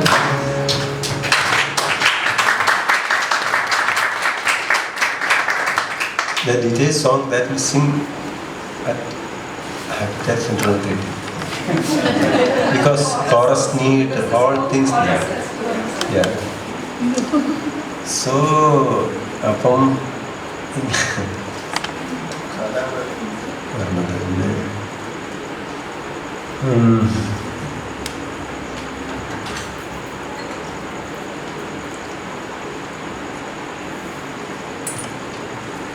അപ്പം ഈ ആ തരത്തിലാണ് സൂഫിസത്തിനെ ഞാൻ കാണുന്നതാണ് ഉദ്ദേശിച്ചത്. അതായത് സെറ്റിൽമെൻറ്റിന് എതിരെ. സെറ്റിൽമെൻറ്റ് എന്ന് പറഞ്ഞാൽ ശരിക്കും ഭരണകൂടം പോലുള്ള എല്ലാ എസ്റ്റാബ്ലിഷ്മെൻറ്റിനും നമ്മൾ സെറ്റിൽമെൻറ്റ് എന്ന് പറയാം. ഒരാൾ സെറ്റിൽ ചെയ്താലുള്ള പ്രത്യേകത എന്ന് പറഞ്ഞാൽ, സെറ്റിൽ ചെയ്താൽ നിങ്ങളൊരു ബസ്സിൽ സഞ്ചരിക്കുകയാണെങ്കിൽ നിങ്ങൾക്ക് നോക്കി അറിയാൻ പറ്റും. ആദ്യം നിങ്ങൾക്ക് സീറ്റ് ഇട്ടാൽ നിങ്ങൾ നിൽക്കും ഫസ്റ്റ്. കുറച്ച് കഴിയുമ്പോൾ നിങ്ങൾക്കൊരു സീറ്റ് കിട്ടും. പക്ഷെ ആദ്യം നിങ്ങൾ സീറ്റില്ലാതെ നിൽക്കുമ്പോൾ സീറ്റിലിരിക്കുന്ന ആൾ നിങ്ങൾ നോക്കുന്നത് നിങ്ങൾ ശരിക്കും അറിഞ്ഞിട്ടുള്ളതാണ്. കാരണം അയാൾ എത്രയോ വർഷമായിട്ട് അവിടെ സെറ്റിൽഡാണ്. നിങ്ങളിപ്പോൾ ഒരു വരത്തിനായിട്ട് വന്നാന്നുള്ള മട്ടിലൊക്കെ നോക്കും. അപ്പം നിങ്ങൾ അതിൻ്റെ ഒരു പെയിനൊക്കെ അനുഭവിക്കും, അല്ലെങ്കിൽ ഒരു ദേഷ്യമൊക്കെ വരും. എന്തിങ്ങനെ നോക്കാൻ, ഇവൻ തൊട്ടടുത്ത് സ്റ്റോപ്പ് കാര്യം ഇവനിങ്ങനെ ഭയങ്കര സെറ്റിൽഡായി. പക്ഷെ കുറച്ച് കഴിയുമ്പോഴത്തേക്കിന് ഇയാൾ എണീക്കും. അന്നേരം നമ്മൾക്ക് ആ സീറ്റ് കിട്ടും. പിന്നെ വരുന്ന ആൾ നമ്മളൊരു നോക്കണം. മനസ്സിലായില്ലേ? അതിൻ്റെ അർത്ഥം സിമ്പിളായിട്ടുള്ള അർത്ഥമാണ്. അതായത് നിങ്ങൾ സെറ്റിൽ ചെയ്ത് കഴിഞ്ഞാൽ നിങ്ങൾ നേച്ചുറലി ഒരു ഫാസിസ്റ്റ് ആവുന്നതാണ്. അതിൻ്റെ ടെക്നോളജി അങ്ങനെയാണ് വർക്ക് ചെയ്യുക. അപ്പം നിങ്ങൾ എപ്പോൾ സെറ്റിൽ ചെയ്തത്? അതുകൊണ്ടാണല്ലോ എന്തുകൊണ്ടാണ് ഡെയിലി ഡിഫറെൻ്റ് ഉപ്പേരി ഉണ്ടാക്കുന്ന ഈ സെറ്റിൽ ചെയ്യാത്ത കക്ഷിയെ ഡെയിലി പത്രം വായിച്ച് ഡെയിലി 9:30 ചായ കുടിക്കുന്ന സെറ്റിൽ ചെയ്ത പാർട്ടി എപ്പോഴും വഴക്കിടുന്നതും ഭരിക്കാൻ കഴിയുന്നതും അയാൾ സെറ്റിൽ ആയതുകൊണ്ട് അയാൾ ഫാസിസ്റ്റാണ്. അയാൾ ഒരു ദിവസം ചായ കുടിച്ചിട്ട് പിറ്റേ ദിവസം കാപ്പി കുടിക്കട്ടെ, വെറുതെ പരീക്ഷിക്കട്ടെ, പിറ്റേ ദിവസം രാവിലെ ലൈം ജ്യൂസ് കുടിക്കട്ടെ. അയാൾക്ക് തൻ്റെ പെണ്ണിനെ മനസ്സിലാക്കാൻ കഴിയും കൂടുതലായിട്ട്. അപ്പം ഇവർ രണ്ടുപേരും സെറ്റിൽ ചെയ്യാത്തതുകൊണ്ട് രണ്ടാളുടെ ഫാസിസം വർക്ക് ചെയ്യില്ല. ഞാൻ പറഞ്ഞത് ഏതർത്ഥത്തിലും. അപ്പം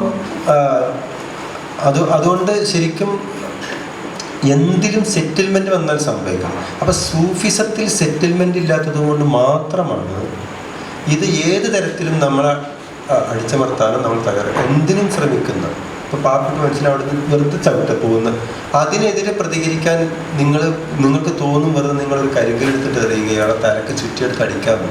വളരെ തെറ്റാണ്. നിങ്ങൾ അടിക്കുന്ന നിമിഷത്തിൽ നിങ്ങൾ ഫാസിസ്റ്റാവാണ്. നിങ്ങൾക്ക് ആകെ ചെയ്യാവുന്ന കാര്യം, നിങ്ങൾ സെറ്റിൽഡ് അല്ലാത്ത നിങ്ങളുടെ ആ സങ്കടം കൊണ്ട് നിങ്ങൾക്ക് കരയാമോ പാടാമോ എന്നാണ് ചോദ്യം. നിങ്ങൾ കരയുകയോ പാടുകയോ ചെയ്തില്ലെങ്കിൽ ഇയാൾക്കത് മനസ്സിലാവില്ല.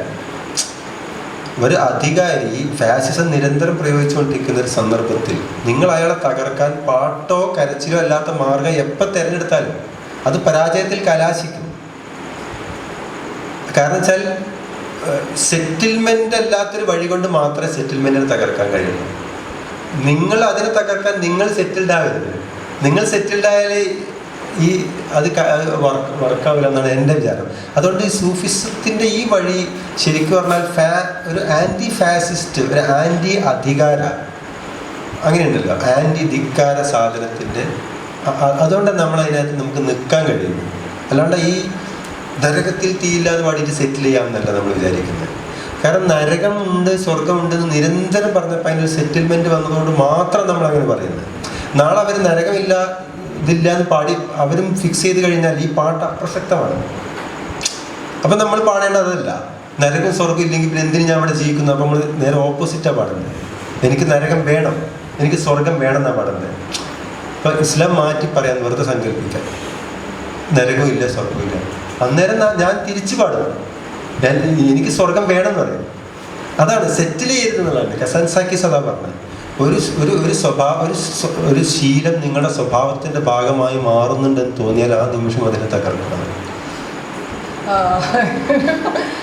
He's talking about how fascism works along with the idea of settlement. He's giving this example of going into a bus. Like you get into a bus and you're like hanging on to that thing, and then there are people who are already sitting, so they look at you like, oh yeah, you're. So he has just got into this bus like from the last stop, but he's already feeling settled, and you are feeling the pain because you're standing there. And the moment you find this guy gets out and you find your seat there, you start feeling already settled. So then you are looking at the others with a different kind of eye. So he's saying this fascist view is coming from this settlement. The moment you settle, you feel settled. You feel that you can look at somebody with this kind of an eye. This is also saying that you can stay in what he understands as Sufism, because there is always this possibility of being unsettled, so that you understand this pain, this and so when there is somebody is actually being very harsh to you or something like that, if you take an arm, if you take a stone and throw at him, then you are also following the path of settlement, because you are resorted to a certain kind of mode of operating. This is also giving the example of a household where the husband is demanding that the wife should bring, the tea is not tasty, like how is it shifted, etc. So he's saying, why don't you try out, if the husband tries out different things every day, like today I am drinking lime juice at 9 o'clock, tomorrow I am drinking coffee at 9 o'clock. So you don't have this expectation of a particular thing, which will work for a situation. So then there are two unsettlements in that house, so there is no way fascism can operate. So you have to keep being in this position of unsettlement, so that and flexible, so that your fascism doesn't work. And Sufism is that political act, because it always stands up, finds a way of, and this way is always either through cry or through song, because those are the creative acts of doing it, because they are always unsettled. These are two acts which are unsettled. ഇനി എനിക്കൊന്നും പറയാനില്ല. നീ രണ്ടു പാട്ട് പാടിയിരുന്ന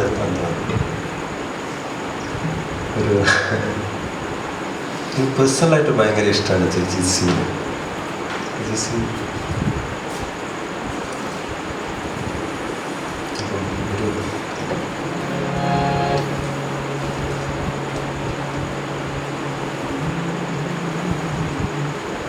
ഒരു ഗീതാണ് तुम इतना जो मुस्कुरा रहे हो, तुम इतना जो मुस्कुरा रहे हो, क्या गम है जिसको छुपा रहे हो, क्या गम है जिसको छुपा रहे हो, तुम इतना जो मुस्कुरा रहे हो.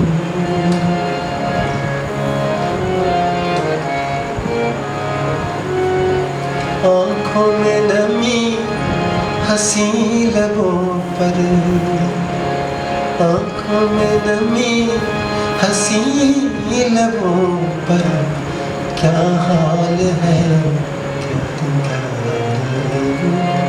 क्या हाल है, क्या गम है जिसको छुपा रहे हो, तुम इतना जो मुस्कुरा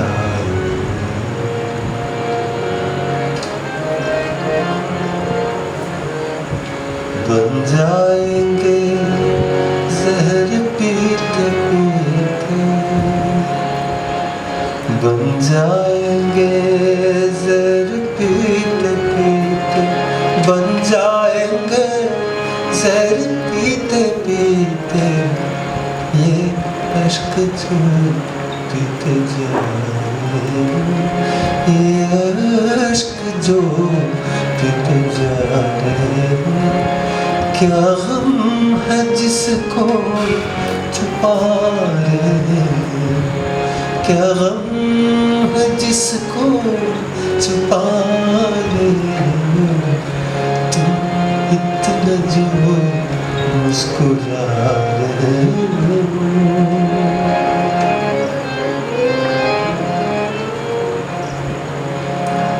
जिन जख्मों को वक्त भर चला है, जिन जख्मों को वक्त भर चला है, तुम क्यों नहीं छेड़े जा रहे हो, तुम क्यों नहीं छेड़े जा रहे हो, क्या गम है जिसको छुपा रहे हो, क्या गम है जिसको छुपा रहे हो, तुम इतना जो रेखाओं का खेल है मुकद्दर, रेखाओं का खेल है मुकद्दर, रेखाओं से बात कर, रेखाओं से बात कर, क्या गम है जिसको छुपा रहे हो, क्या गम है जिसको छुपा रहे हो, तुम इतना जो मुस्कुरा रहे हो.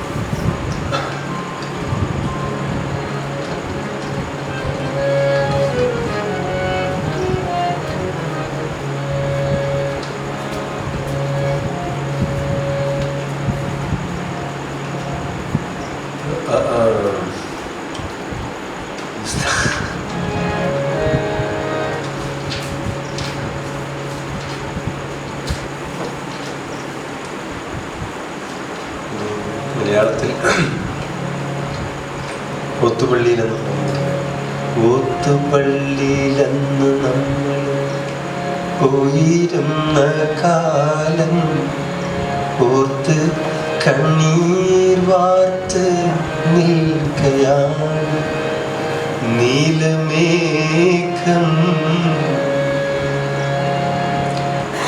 ഇത് മലയാളമാണ്. നിങ്ങൾ ഇതിൻ്റെ അർത്ഥം മനസ്സിലാക്കാൻ ശ്രമിക്കേണ്ടത്. ഇതിൻ്റെ സൗണ്ടിങ് മലയാളത്തിലെ നല്ല ഒരു ലിറിക്സാണ്. അപ്പോൾ സൗണ്ടിങ് മാത്രം നോക്കി. You listen just how it sounds. കോന്തലക്കൽ നീ എനിക്കായി. The two way of pronunciation. കോന്തലക്കൽ കോന്തലക്കൽ കൽ കൽ കോന്തലക്കൽ നീ എനിക്കായി. Say North Malabarian pronunciation. The song came from North Malabar. So that I am singing that same. കോന്തലക്കൽ നീ എനിക്കായി കെട്ടിയ നെല്ലിക്കായ് കണ്ട് ചുരൽ വീശിയില്ലേ നമ്മുടെ മുല്ലാക്ക.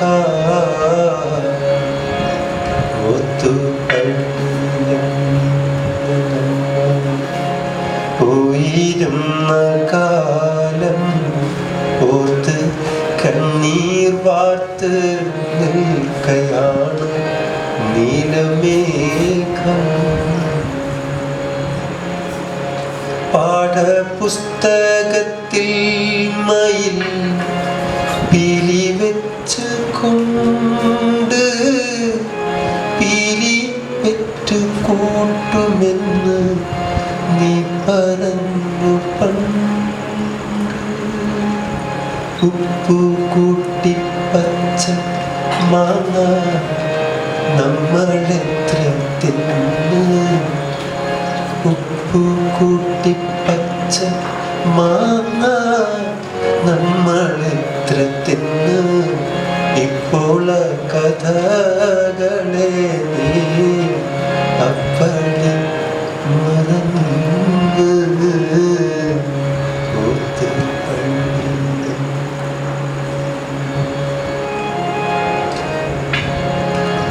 കാട്ടിലെ കോളാമ്പിപ്പൂക്കൾ നമ്മളെ വിളിച്ചു.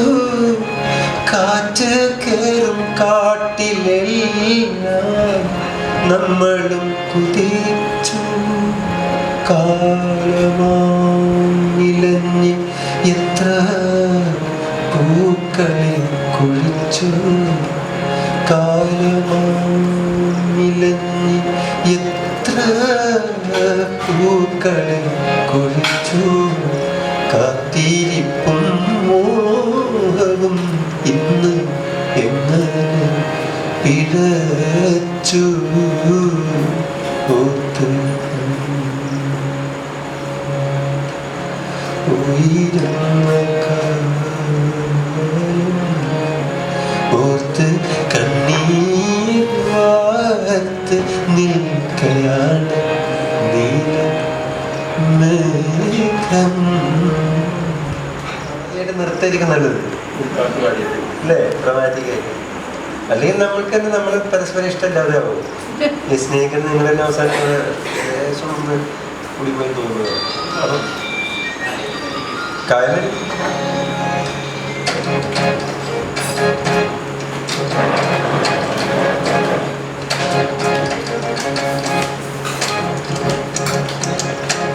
കായലിലൂടെ ഇതിങ്ങനെ പോണം ശരിക്കും.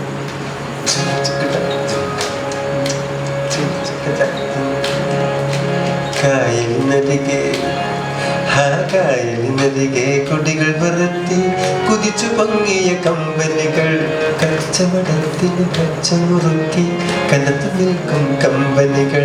കായലിനരികെ കായലിനരികെ കുടികൾ പറത്തി കുതിച്ചു പൊങ്ങിയ കമ്പനികൾ കച്ചവടത്തിന് കച്ചമുറുക്കി കനത്തു നിൽക്കും കമ്പനികൾ. കായലിനരികെ കായലിനരികെ കൊച്ചിക്കായലിനരികെ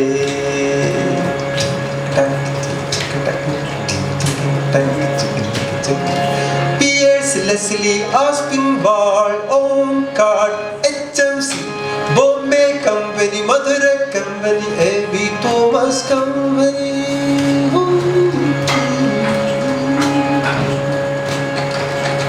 കൊച്ചിയിൽ നിന്നും കപ്പൽ കയറണ തിരക്കിറക്കണ ചരക്ക് കേട്ടണ നമ്മുടെ റബ്ബർ കയറും തേയില കുരുമുളകേലം കയറ്റി അയക്കണം. നമ്മുടെ നാടിൻ വയറ് വിശക്കണ കരള് തുടിക്കണോ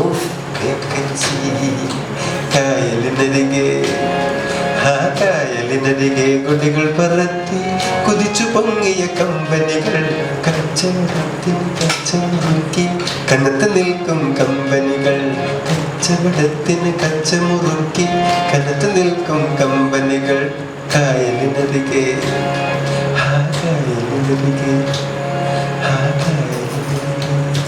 Kochi കായലിനരികെ.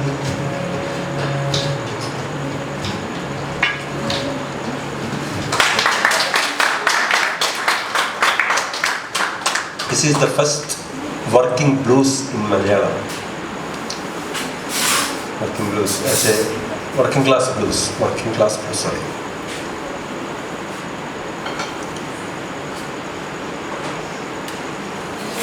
Yes. The question I asked earlier, it was pertaining to this, is the song you made last, it was kind of pumpy, exciting. But the first one, the previous ones that you made kind of. So I was asking earlier that, okay, you said you made each song in Kerala. So I was imagine how songs that are cool like that can make and each song in Kerala, like, I mean, what kind of mindset people there in Kerala who songs can actually make them go gaga like that? Because like you said, each song, I was imagining, okay, in Ayana now, if you're talking about each song, it has to be something like maybe something somehow. So I was imagining the same thing there also, but now that I made this last song, this understand of yes, I mean, this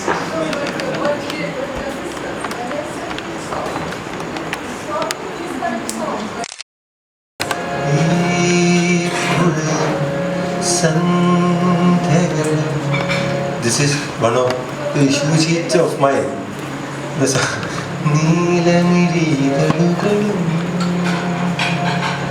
ഓർമ്മകളും പീലി നീർത്തി ഓടിയെത്തുമ്പോൾ പ്രണയിനി സ്മൃതികൾ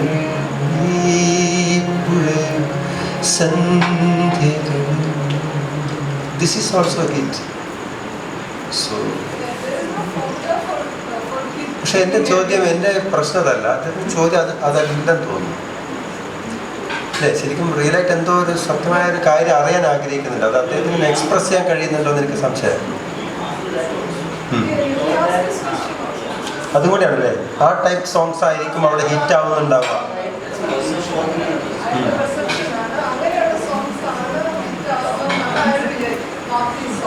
അല്ല, അദ്ദേഹം വിചാരിക്കുന്ന നമുക്ക് സമ്പൂർണ്ണമായിട്ട് തെറ്റു പറയാൻ വയ്യ. ഇപ്പോഴത്തെ കേരളത്തിലെ സാഹചര്യത്തിൽ ഇത്തിരി ചില റിത്തമിക് അങ്ങനെയൊക്കെ ആയിട്ടുള്ളത് വളരെ വേഗത്തിൽ.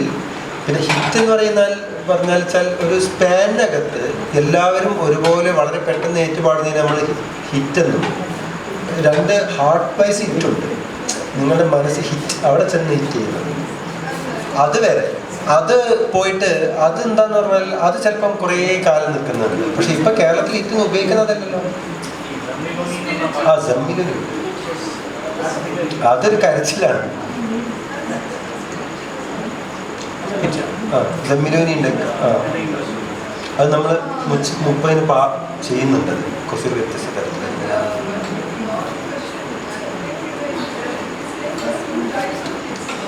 അത് ഒരു കാര്യം പറഞ്ഞു കൊടുക്കണത് വെച്ചാൽ ഈ കേരളത്തിന് ഇപ്പം ഡൽഹിയിൽ എങ്ങനെയെന്ന് എനിക്കറിയില്ല, ഒരു 5 കിലോമീറ്ററിലൊക്കെ ഒറ്റ ടെറൈൻ തന്നെ കിട്ടുമോ? അറ്റ് എ സ്ട്രെച്ച് ഒരു 5 കിലോമീറ്റർ നിങ്ങൾ സഞ്ചരിക്കാൻ ഐ മീൻ ഒരു ഇങ്ങനെ ഒരു പ്ലെയിൻ ലെവലാണെന്ന് വിചാരിക്കുക. ഒരു 5 കിലോമീറ്റർ പ്ലെയിൻ കിട്ടും.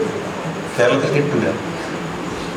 ഒരു 2-ല് ഒരു ഇറക്കം വരും, ഒരു 1-നകത്തൊരു കയറ്റവും ഇറക്കം വരാം. അതുകൊണ്ട് ഈ കേരളത്തിൻ്റെ ഒരു പ്രശ്നം എന്ന് പറഞ്ഞാൽ കേരളത്തിന് സ്ഥിരതയില്ലാന്ന് പറഞ്ഞത്. ഒരു എന്താ പറയുക, ആ നമുക്ക് പറയാൻ കഴിയില്ലെന്നറിയില്ലേ, ആ അനിശ്ചിതത്വം അതുള്ളത് കൊണ്ടാണ് വാസ്തവത്തിൽ എന്ത് സംഭവിക്കാത്തെന്ന് പറഞ്ഞു കഴിഞ്ഞാൽ. എന്തുകൊണ്ട് ഇപ്പം ഞാനൊരു ചെറിയ കാര്യം പറയാം. ഈ ഡൽഹിയിൽ ഈ ആ പെൺകുട്ടിയുടെ സംഭവം ഉണ്ടായ സമയത്ത് എന്തോട്ടെ രാഷ്ട്രീയം അതൊന്നും നമ്മളിപ്പോൾ ഒന്നും ചർച്ച ചെയ്യണ്ട. ഇത്ര സമയത്തിനകം ബൈ ട്വീറ്റിംഗ് എന്തോ ആവട്ടെ, ഫേസ്ബുക്ക് എന്തിലോ ആയിട്ട് ഒരു വലിയ ജനത, യങ്സ്റ്റേഴ്സാവട്ടെ ആരാവട്ടെ, ഇത്ര സമയത്തിനകം തടിച്ചുകൂടുകയും ഇന്ത്യയെ ഒരു 3-4 ദിവസം ലിറ്ററലി സ്തംഭിപ്പിക്കാൻ എനിക്ക് കഴിഞ്ഞു. അതെങ്ങനെ സാധ്യമാവുന്നു? അത് ഇത്ര കിലോമീറ്ററിനകത്ത് ഒരേ ടെറൈൻ ഉണ്ടെങ്കിൽ മാത്രമേ സാധ്യം. അതെന്താ, എങ്ങനെയാണ് ഭൂമിശാസ്ത്രം വിശ്വാസത്തിൽ വർക്ക് ചെയ്യുക എന്ന് പറഞ്ഞു കഴിഞ്ഞാൽ 10 കിലോമീറ്റേഴ്സിൽ ഒറ്റ ടെറൈനുള്ള സ്ഥലത്ത് ജീവിക്കുന്നവർക്ക് പരസ്പരം എത്ര തെറ്റിയാലും വിശ്വസിക്കാൻ ഒരു കോമൺ എലമെന്റ് ഉണ്ടാവും. ഭൂപ്രകൃതി ഇങ്ങനെ കിടക്കുന്ന അടുത്തുള്ള ഒരു കുഴപ്പം തൊട്ടടുത്ത ഫ്രണ്ടിനെ വിശ്വസിക്കില്ല. എത്ര ഫ്രണ്ടാണെങ്കിലും ചെറുതായിട്ടൊരു ഡൗട്ട് ഇടും. അതുകൊണ്ട് നിങ്ങൾക്കൊരു വിസിലടിച്ചാൽ എത്രയും ആളെ കൂട്ടാൻ കഴിയില്ല. കാരണം 12 മണിക്ക് വരാനും ഒരു സ്ഥലത്ത് വരണം എന്ന് പറഞ്ഞു കഴിഞ്ഞാൽ ഈ ഫ്രണ്ട് മറ്റേ ഫ്രണ്ടിനെ വിളിച്ചു ചോദിക്കും, നീ പോകുന്നുണ്ടോ ചോദിക്കും. അപ്പൊ മറ്റേ ഫ്രണ്ട് പറയും ഞാൻ പോകുന്നുണ്ട് പറയും. അപ്പോൾ ഈ ഫ്രണ്ട് ഫോൺ വയ്ക്കും. എന്നിട്ട് വേറെ ഫ്രണ്ടിനെ ഫോൺ ചെയ്യിക്കും, നീ പോകുന്നുണ്ടോ ചോദിക്കും. നീയും മറ്റേ കക്ഷീൻ്റെ പേരും പറയും, നിങ്ങളൊക്കെ ഉണ്ടെങ്കിൽ പോകുന്നതാണ്. വാസ്തവത്തിൽ ഇപ്പോൾ ഒരാൾ ഇവിടെ നിൽക്കുന്നു, ഒരാൾ നിൽക്കുന്നു, ഒരാൾ നിൽക്കുന്നു. ഇയാൾക്ക് വേണമെങ്കിൽ ഒരു മോഡം ആവാം. എങ്ങനെയാണെന്ന് അറിയാം. ഈ എന്ത് ഡയലോഗ് പറയുന്നത്? അവനിപ്പോൾ എന്നെ വിളിച്ചിട്ട് ഭയങ്കര ആവേശത്തിൽ പറഞ്ഞിട്ടേ ഉള്ളൂ എന്ത് 12 മണിക്ക് നമ്മളവിടെ എത്തിയിരിക്കണം. ഈ ട്രെൻഡ് ഇയാൾക്ക് ഉണ്ടാക്കാൻ സാധിച്ചാൽ ഇയാൾ തകർന്നു പോകും. ഇയാൾ 12 മണി ഞാൻ എത്തിയിരിക്കുന്നു പറയും. ഈ നടുക്ക് നിൽക്കുന്ന ആൾ ചെയ്യുന്ന വർക്ക് എന്താ നിങ്ങൾ ഇട്ടുണ്ടോ? ഈ സംഭാഷണം ഒരിക്കൽ കൂടി ആവർത്തിക്കാം. ഫസ്റ്റ് കോൾ അങ്ങോട്ട് 12 മണി നീ വരുന്നുണ്ടോ? അപ്പോൾ അവൻ ഞാൻ വരുന്നുണ്ട്, അത് മതിയല്ലോ ഇയാൾക്ക് പുറപ്പെടാൻ. അനന്തരം ഈ കോൾ വേസ്റ്റ് അല്ലേ? പക്ഷെ ഇയാൾ ഈ കോൾ ചെയ്യും, നീ വരുന്നുണ്ടോ എന്ന് ചോദിക്കും. അപ്പം അയാളുടെ ടോക്ക് നീയും ഇവനൊക്കെ ഉണ്ടെങ്കിൽ ഞാനുണ്ട്. അപ്പം ഇയാൾ പറയേണ്ടത് എന്താണെന്ന് ഞാൻ പറഞ്ഞു തരും. ഇയാൾ പറയണത് എന്താ പറയുക, അവൻ വരുന്നു പറയുന്നു, എനിക്ക് വിശ്വാസമില്ല. ഈ ഒറ്റ ഡയലോഗിൽ എന്താ സംഭവിക്കുക? ഒരു മൂവ്മെന്റ് തകരുകയാണ് ചെയ്യുന്നത്. വാസ്തവത്തിൽ ഇയാൾക്ക് വെറുതെ റെസ്പോൺസിബിലിറ്റി ഏറ്റെടുത്താൽ മതി. അവൻ നിർബന്ധമായിട്ട് വരും, ഞാനിവിടെ ഇറങ്ങി കഴിഞ്ഞു, നീ വെറുതെ വൈകല്ലേ എന്നൊരു ഡയലോഗ് പറഞ്ഞാണ്. ഇത് സാധിക്കാത്തത് ആരുടെയും പ്രശ്നം കൊണ്ടല്ല. അതായത് ഒരു 1/2 കിലോമീറ്ററിനകത്ത് ഇങ്ങനെ ഒരു പ്രദേശം കണ്ടു വളർന്ന ആൾക്ക് ആരും വിശ്വസിക്കാൻ തോന്നില്ല. അപ്പം ആ ഭൂപ്രകൃതിയിൽ ഒരു പാട്ട് ഹിറ്റാണെന്ന് പറഞ്ഞാൽ തന്നെ അത് എത്ര ദിവസത്തെ ഹിറ്റാന്നുള്ളതിന് ഉറപ്പില്ല. ഹിറ്റല്ല എന്ന് പറഞ്ഞ പാട്ടിൻ്റെ ചിലപ്പം അതങ്ങനെ പിന്നീട് വരാം. അങ്ങനെ അതുകൊണ്ട് അവിടുത്തെ ഒരു ഭരണകൂടത്തിൻ്റെ കാര്യത്തിൽ ഒരു സമരം ഒന്നിനും ഒരു ഇതില്ല. അതുകൊണ്ട് കേരളത്തിൻ്റെ കാര്യത്തിൽ ഈ അയാൾക്ക് ഏതെങ്കിലും തരത്തിൽ ഹിറ്റിനെ കുറിച്ചുള്ള റീഡിംഗ് ഉണ്ടെങ്കിൽ അത് അവിടെ അപ്ലൈ ചെയ്യണ്ടെന്നാണ് ഞാൻ What they're saying is like if you go to Kerala. No, everybody. Everybody can get. Like in Kerala,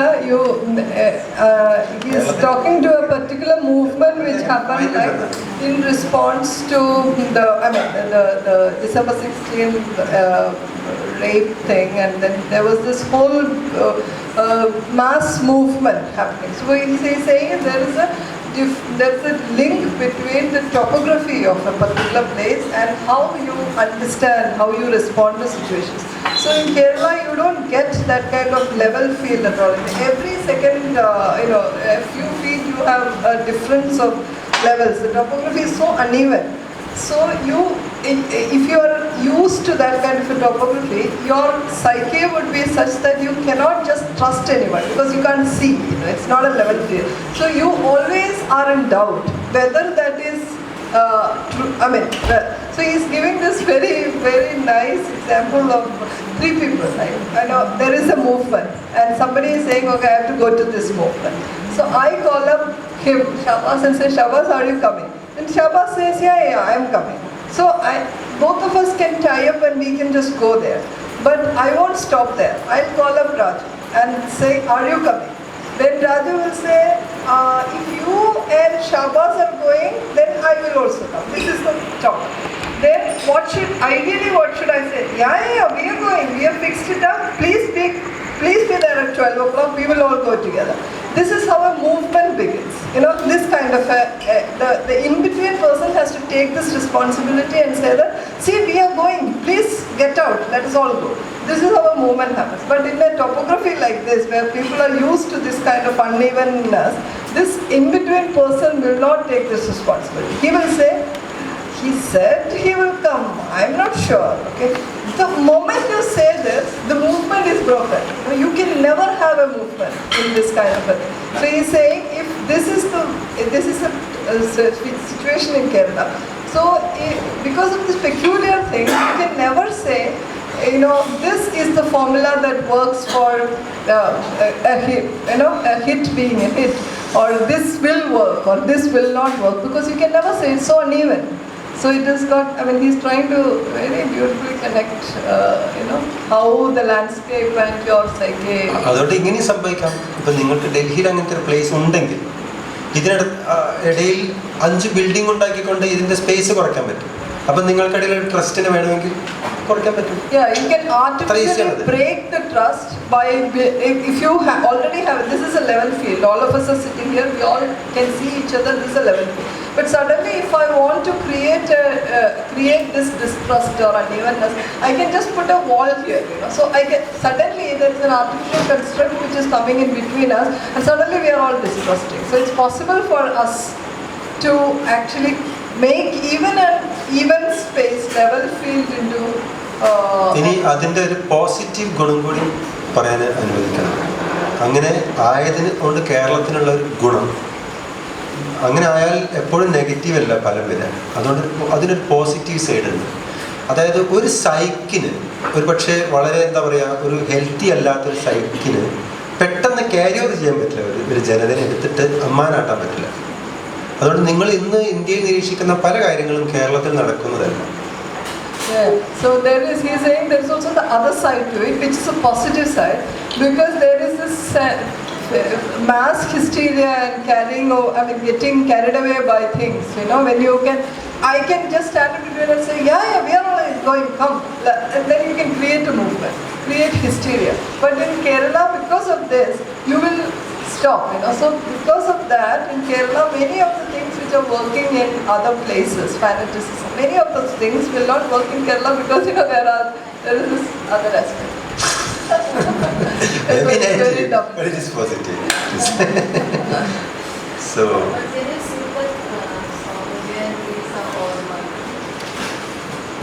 Which song? The song you sang last.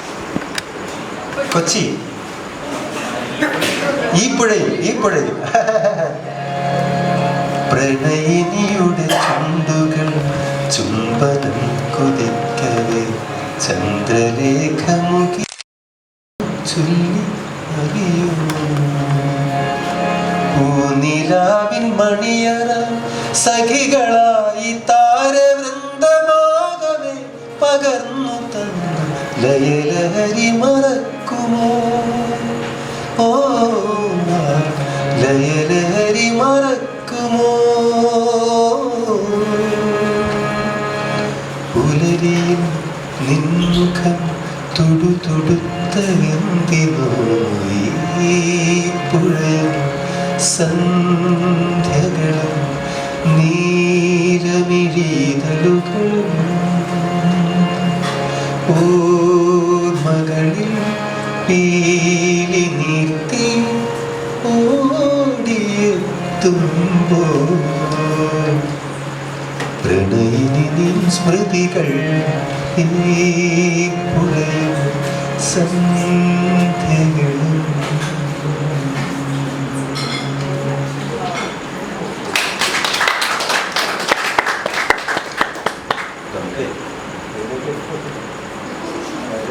അങ്ങനെ പ്രശ്നമുണ്ട്. Because I am very tired.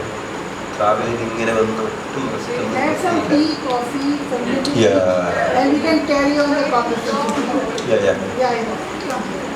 Tea കിട്ടിയാൽ സന്തോഷം. പിന്നെ ഞാനിവിടെ തന്നെ ഇരിക്കേണ്ട കാര്യമില്ല.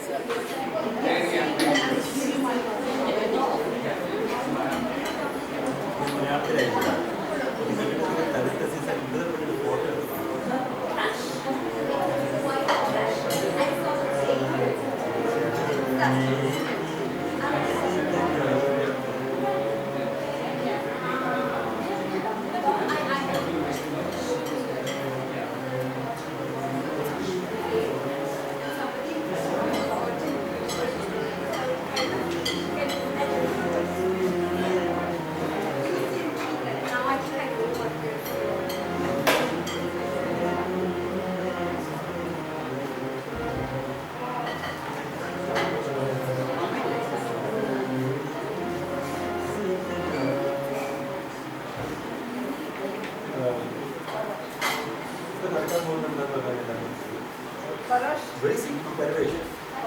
Parash. No. आज जाने किसी बिना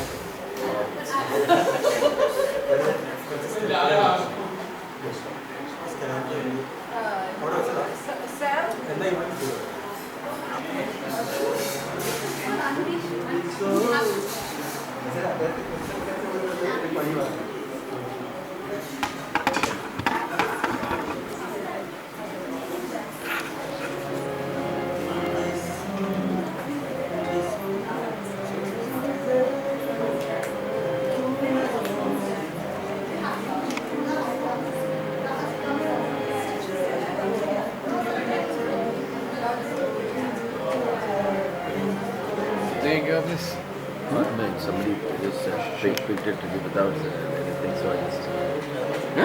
Somebody just raised it as a... No, I did. I was just flooding myself.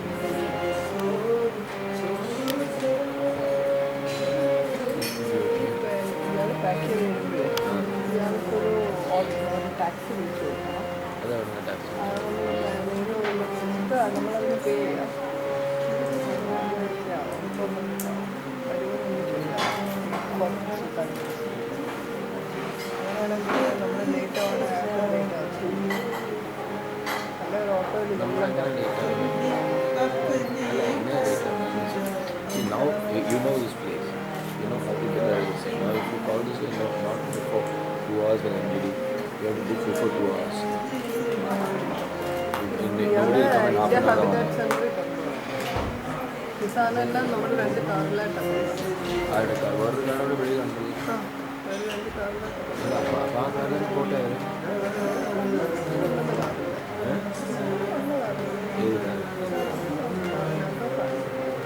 But I have taxi.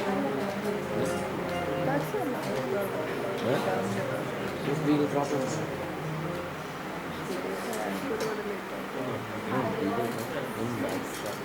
Let him take that car. I had a car.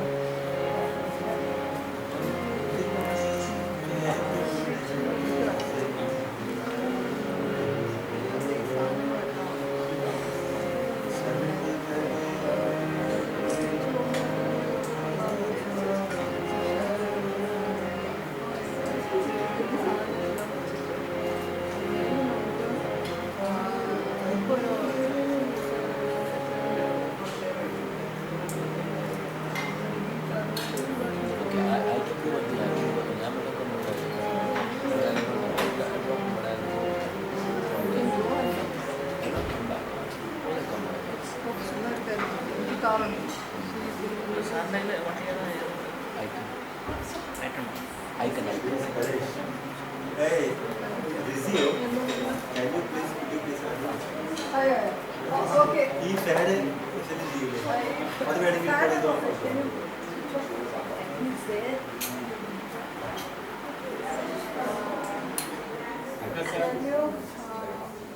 Okay.